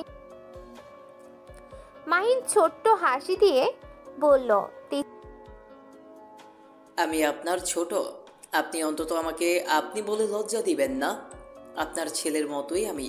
আজ তাহলে আসে। তিস্তার বাবা আমান শেখ উঠে দাঁড়ালো, ইতস্তত ভরা কণ্ঠে বলল, আপনার পারিশ্রমিকটা কত যদি বলতেন। মাহিন উঠে দাঁড়ালো, বিনয়ী কণ্ঠে বলল, লজ্জা দিবেন না এইসব বলে। আপনারা আমরা একই গ্রামে, আমাদের আবার কিসের পারিশ্রমিক? আপনাদের জন্যই ডাক্তারি পড়ছে, আপনাদের কাজে আসার জন্যই তো এত সব। রাতে কোনো সমস্যা হলে নির্দ্বিধায় আমাকে জানাবেন। আজ আসি তাহলে। অতঃপর মাস্টার মশাইয়ের দিকে তাকিয়ে বলল, আপনি তো গ্রামের সবার পছন্দের মাস্টার মশাই প্লাবন, তাই না? আপনার অনেক প্রশংসা শুনি, আজ দেখেও নিলাম। একদিন দেখা করব আপনার সাথে। ভালো থাকবেন। মাস্টার মশাইও বিনয়ের সাথে মাথা নাড়ালো, যার অর্থ আচ্ছা। মাহিন নিজের ব্যাগটা নিয়ে বের হয়ে গেল। তার কাছে তার পিছে পিছে এগিয়ে দেওয়ার জন্য আমান শেখও গেল। মাহিন বের হতেই লতিকা বেগম মুক্ত কণ্ঠে বললেন, এতদিন শুইনা আইসি এ পোলা নাকি অনেক ভালা। আজ দেখলাম ও মোরলের মতন চামড়া বেড়ার। এত ভালো পোলা, তারে উপরওয়ালা বাঁচায় রাখুক। তিস্তার মা তনয়া বেগমও তিস্তার মাথায় জলপট্টি দিতে দিতে কৃতজ্ঞতার হাসি দিলেন। কিন্তু মাস্টার মশাইয়ের মনে চলছে ভিন্ন দ্বন্দ্ব। সে মাহিনের চোখে অন্য কিছু দেখেছে তিস্তার জন্য। মুগ্ধতা বলা যায় সেটাকে। গ্রামে ভ্রমরীর মৃত্যুর খবরের সাথে আলোড়ন জাগিয়েছে আরেকটা খবর। মৃত্যু মধুর সুখীর খড়খড়ি ভাব উধাও হওয়ার খবর। এখনো পানি আসেনি, তবে মৃতভাবটা এখন নেই। আগের মতন অত খরা নেই। নদীর বুক এখন কোমল হয়েছে, মাটি নরম। জেলেদের মুখে অসাধারণ হাসি। নতুন সুখের দেখা মিলবে বলে মধুসখীর নদীটা বেশ লক্ষ্মী নদী। এ বেঁচে উঠলে জেলেদের ঘরে পরিপূর্ণতা দিবে দুহাত ভরে। দীর্ঘ দুদিনের অসুস্থতায় মিয়ে গিয়েছে তিস্তা। আজ সকাল হতে হতেই স্নান করে রোদে এসে দাঁড়ালো তিস্তা। চোখের নিচে কালো দাগ পড়েছে, মুখে দু একখানা কালো দাগের উপস্থিতি। শরীরটাও সামান্য শুকিয়ে গিয়েছে। হঠাৎ বাহিরের দূরের পথ থেকে গাড়ির শব্দ ভেসে এলো। গ্রামে অত গাড়ি তো আসে না, কেবল পুলিশের গাড়ি আসে। তবে কি বড় অফিসাররা গ্রামে এলো? ভ্রমরের সাথে হওয়া অন্যায়ের কোনো খোঁজ মিলল? তিস্তা ভেজা চুলে গামছা জড়ানো অবস্থায় ছুটে গেল। তনয়া বেগম তখন রান্নাঘরে কেবল ভাতের হাঁড়ি বসিয়ে দিল। গরম ভাত খেয়ে আমান শেখ দোকানে যান। বাজারে তার বড় মুদির দোকান আছে। সৃষ্টিকর্তার অশেষ কৃপায় তার আর্থিক অবস্থা বেশ ভালো। তিস্তাও আজ স্কুলে যাবে। গরম ভাত পেটে থাকলে মাথা ঠান্ডা থাকবে। পেট শান্তি মানেই দুনিয়া শান্তি।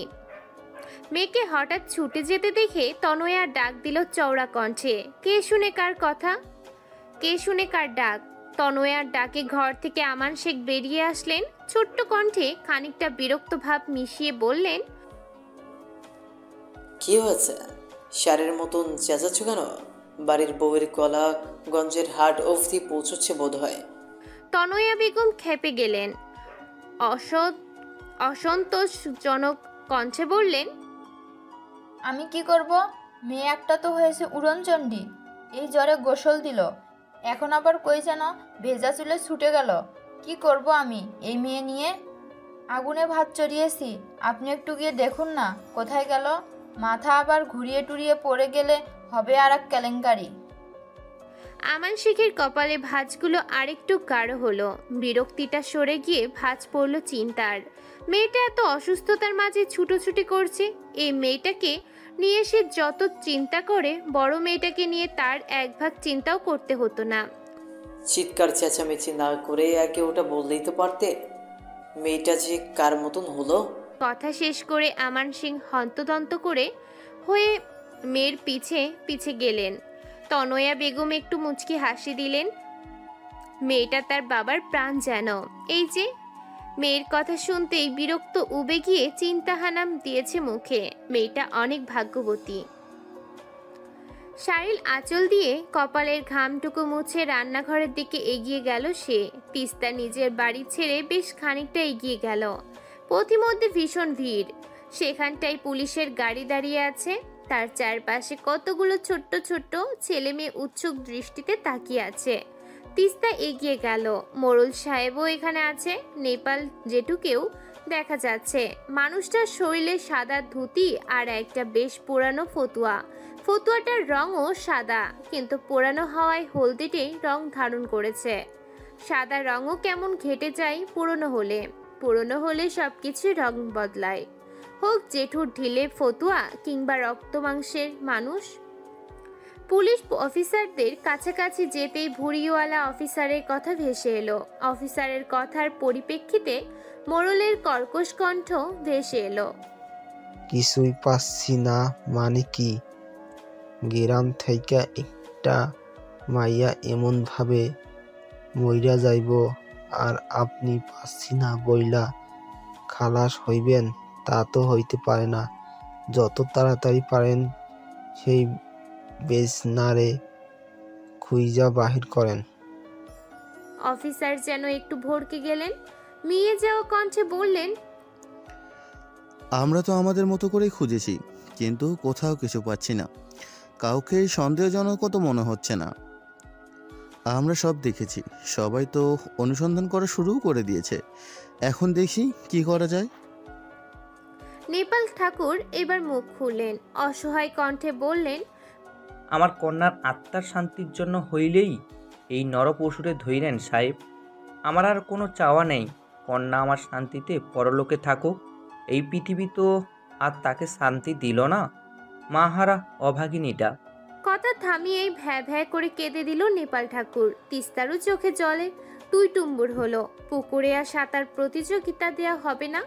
ইচ্ছে হলেই ডাইনি বলা যাবে না। ইচ্ছে হলেও কাউকে জড়িয়ে বলা হবে না, তুই আমার প্রাণের সই। মাঝে মাঝে মানুষ এত অসহায় কেন হয়ে যায়? মোড়লের সান্ত্বনার কণ্ঠ ভেসে এলো, আর কান্দাইয়া কি হইব নেপাল?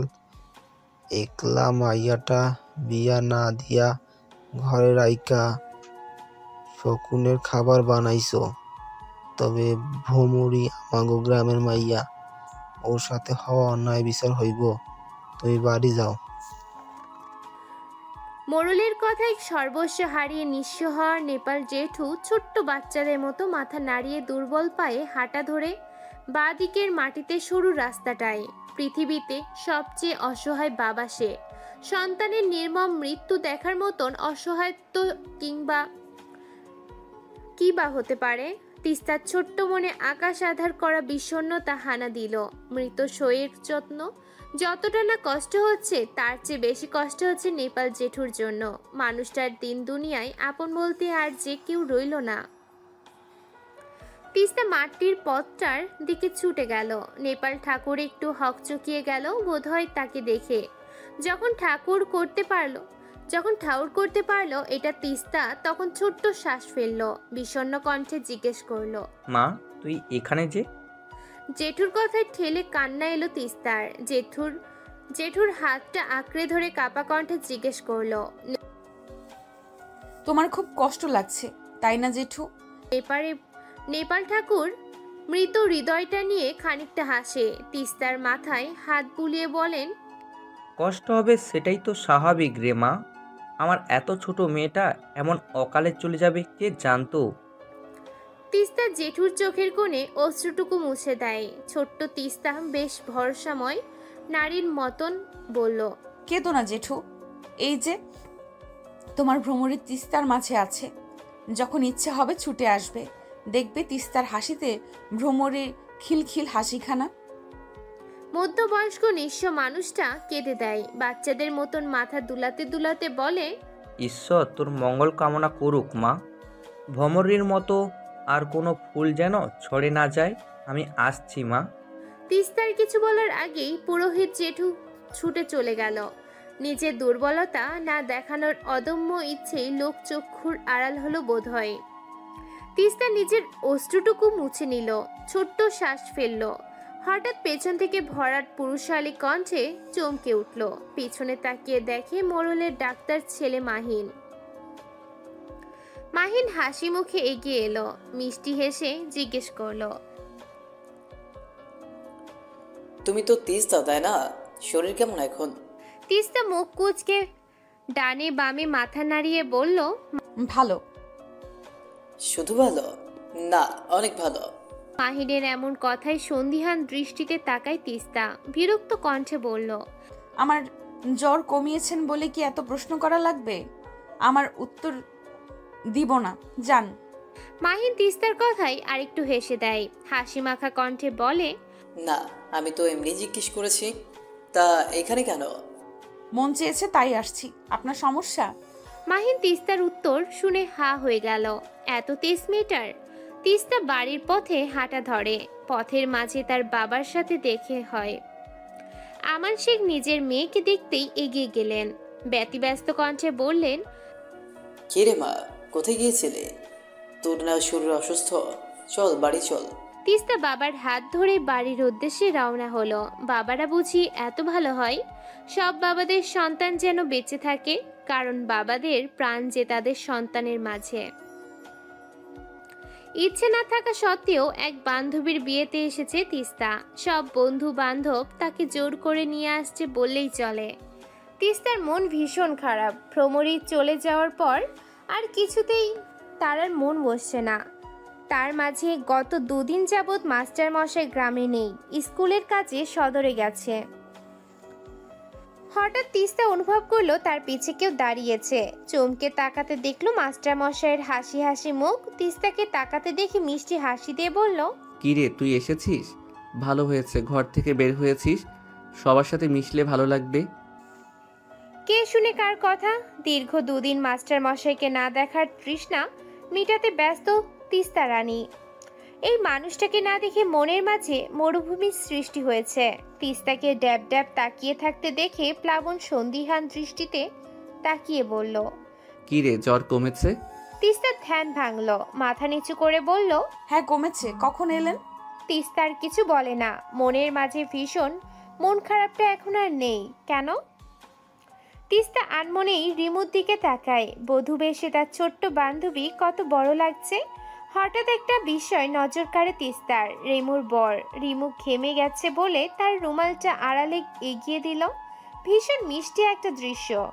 হঠাৎ তিস্তা মাস্টার মশাইয়ের দিকে তাকিয়ে আনমনেই বলল, আমার না ভীষণ বিয়ে বিয়ে পাচ্ছে মাস্টার মশাই। তিস্তা নিচু কণ্ঠে স্বচ্ছ কথায় হতভম্ব মাস্টার মশাই। এই মেয়ে কি বলছে? বিয়ে বিয়ে আবার পাই কিভাবে? আজ কতদিন যাবৎ একটানা বৃষ্টি হচ্ছে। বৃষ্টির জন্য ঘরের বাহিরে পা রাখা যাচ্ছে না। তিস্তা মুখ ফুলিয়ে পাঠশালার বাহিরে তাকিয়ে রইল। বরাবরই তার বৃষ্টি প্রিয়, কিন্তু এখন বৃষ্টিতে তার রাজ্যের ভয়। বৃষ্টি হচ্ছে আর মধু সখী একটু একটু বাড়ছে। না চাইতেও মন কু ডাকছে। বাহিরের বৃষ্টিময় দৃশ্যটা অবশ্য তার খারাপ লাগছে না। ভিজে মাটি সিক্ত পাতা, এই যেন মনোরম কোনো দৃশ্য যা সারাদিন দেখলেও শেষ হবে না। মনের মাঝে আজগুবি ভাবনার ভাটা পড়ল মাস্টার মশাইয়ের ভরাট কণ্ঠে। সে গম্ভীর কণ্ঠে তিস্তার উদ্দেশ্যে বলল, এই তো একটু আগে। রিমুর বিয়েতে তো আগেই দাওয়াত দিয়েছিল, তাই সোজা এখানে চলে আসলাম। বাহিরে কি দেখছিস তিস্তা? দুদিন পর তোদের মাধ্যমিক পরীক্ষা, আর তুই বাহিরে তাকিয়ে আছিস। পড়াশোনা করার ইচ্ছে নেই?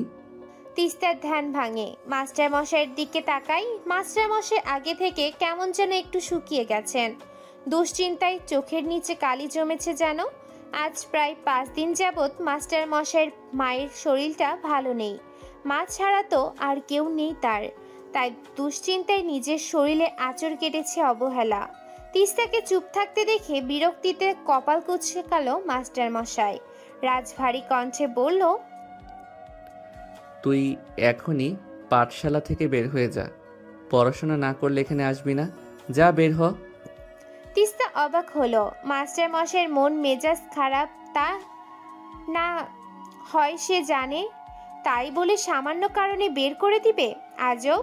তিস্তা উঠে দাঁড়ালো, নতজানু হয়ে বলল, আর বাহিরে তাকাবো না, এবারের মতন ক্ষমা করুন। মাস্টার মশাই আর কিছু বলেননি। আজকাল যে বড্ড তার ভয় হয়। ভ্রমরী মারা যাওয়ার পর গুনে গুনে 18 দিন পার হয়েছে, আর অবাকবশত এই 18 দিনের মাঝে পুরো গ্রাম ভুলে গেছে ভ্রমরী নামক মেয়েটার কথা, সেই বীভৎস দৃশ্যের কথা। তিস্তাও আজকাল মোড়লের ছেলে মাহিনের সাথে বেশ ভাব জমিয়েছে। সে ছেলে ডাক্তার হলেও বেশ অসাধারণভাবে মিশে যায় বাচ্চা বুড়ো সবার সাথে। এটাই প্লাবনকে অতিষ্ঠ করে দিচ্ছে। হঠাৎ নীরবতা ভেঙে তিস্তার দিকে তাকিয়ে বেশ জোরেই বলল, পুরো নিশ্চুপ ঘরখানায় টিনের বৃষ্টি শব্দকে ছাপিয়ে কথাটা যেন মাস্টারের মস্তিষ্ক হতে হৃৎপিণ্ডে তড়িৎ গতিতে পৌঁছালো। বাহিরের ঝড়কে পাল্লা দিয়ে শরীরের ভিতরে এক ভয়ঙ্কর তাণ্ডব লীলা শুরু হলো। সে ঝড় যেন হঠাৎ করেই মাস্টার মশাইয়ের হৃদয়কে ভেঙে চৌচির করে দিল। ঝড়ের পর ভয়ঙ্কর বন্যায় হয়তো ডুবে যাবে হৃদয়খানা।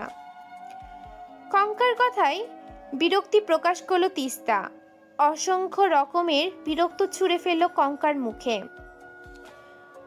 অসন্তোষজনক কণ্ঠে বলল, তুই কি সারা দিন আমার খবর নিয়ে বেড়াস কঙ্কনা? তোর কি আর কোনো কাজকর্ম নেই?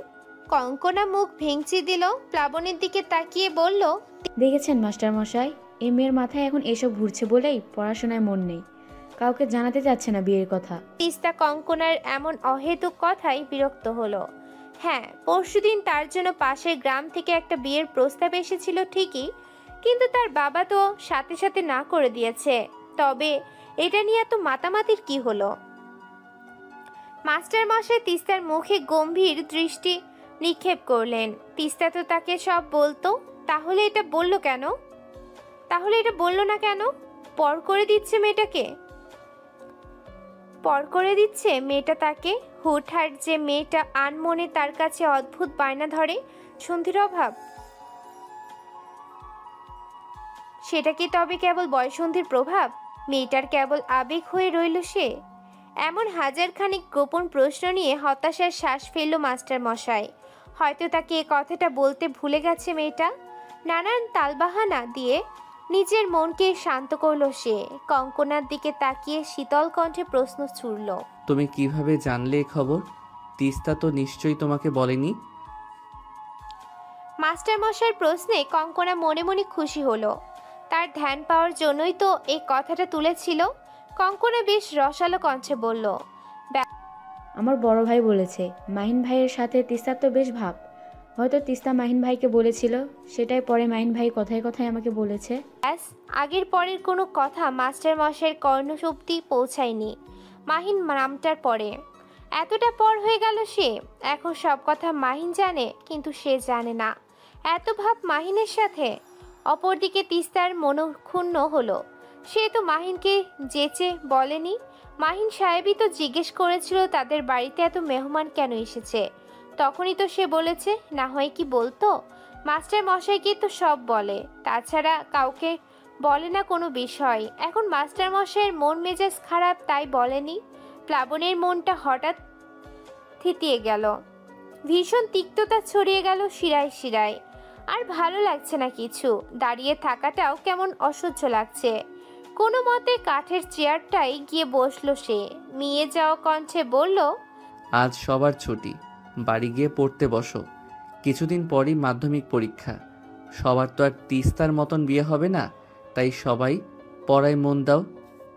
মাস্টার মশাইয়ের এমন কথাই বুক ভার করা অভিমান জাগলো সপ্তদশী কন্যার। তার কি বিয়ে হবে নাকি? এই বয়সে মেয়েদের একটু আধটু তো বিয়ের সম্বন্ধ আসেই। পুরো ঘটনা না জেনেই মাস্টার মশাই সব সময় এমন করে।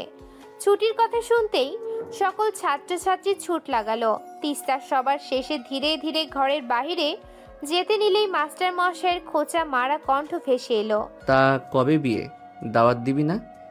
তিস্তা একটু থমকালো। মাস্টার মশাই না জেনে এমন করে কেন? মনের মাঝে একটা শক্তপোক্ত রাগ হলো। মুখটা শক্ত করে বলল, দাওয়াত দিব না কেন? অবশ্যই দিব, খুব শীঘ্রই পাবেন দাওয়াত। কথা শেষ হওয়ার সেকেন্ডের মাথায় বিশাল এক চর পড়ল ডান গালে। মাথাটা ঝিমিয়ে এলো, শরীরের প্রতি শিরা কেঁপে উঠল। মাস্টার মশাইয়ের হুঙ্কার ভেসে এলো, এই বয়সে এত বিয়ে করার শখ তোর? কত বয়স তোর? হ্যাঁ, কত বয়স? সারাদিন এই পাড়া ওই পাড়া, এ ছেলে ওই ছেলের সাথে উড়নচণ্ডীপনা করেও শখ মিটে না, আবার বিয়ে করবি? কিসের বিয়ে করবি এই বয়সে? তিস্তা খানিকটা কেঁপে উঠল, অভিমান জমলো ছোট্ট মনের কোণে। আহত স্বরে বলল, কি বলছেন এসব মাস্টার মশাই? কি বলছিস তুই বুঝিস না? আর এই মেয়ে, তোর মাহিনের সাথে এত কি? ওর সাথে এত কিসের ঘুরঘুর? তোর হাত পা ভেঙে ঘরে বসিয়ে রাখবো। এখন সব কথা মাহিনকে বলা হয়, তাই এত আপনও? তিস্তার অশ্রুপাত মানল না। তিস্তা মুখ ঘুরিয়ে বলল, আপনি অনেক খারাপ মাস্টার মশাই, অনেক খারাপ। আমি আর আপনার মুখ দর্শনও করতে চাই না, কখনো না। প্লাবনের জ্বলন্ত অগ্নিশিখার ন্যায় রাগটা হঠাৎই শীতল বরফে পরিণত হলো। তার মুখ দর্শন করতে চায় না মেয়েটা, সে এত খারাপ? মাস্টার মশাই দু পা পিছিয়ে গেল, কাঠের চেয়ারটাই বসেই পড়ল বিনা শব্দে। তিস্তা ছুটে দরজা অবধি চলে গেল, কিন্তু বের হলো না। কিছুক্ষণ দাঁড়ালো, নিজেকে ধাতস্থ করলো, মাস্টার মশাইয়ের দিকে না তাকিয়েই বলল, আমার কোনো বিয়ে ঠিক হয়নি, কেবল প্রস্তাব নিয়ে এসেছিল। ডাক্তারকে আমি এটা বলিনি। সে আমায় জিজ্ঞেস করেছিল এত মেহমান কেন এসেছে, তাই আমি বলেছিলাম আপনার কতদিন ধরে মন খারাপ চাচির অসুস্থতার জন্য, তাই আপনারেও বলিনি। আপনি সব সময় কঙ্কনার কথা শোনেন, আর কখনো আসবো না আমি, কখনো না।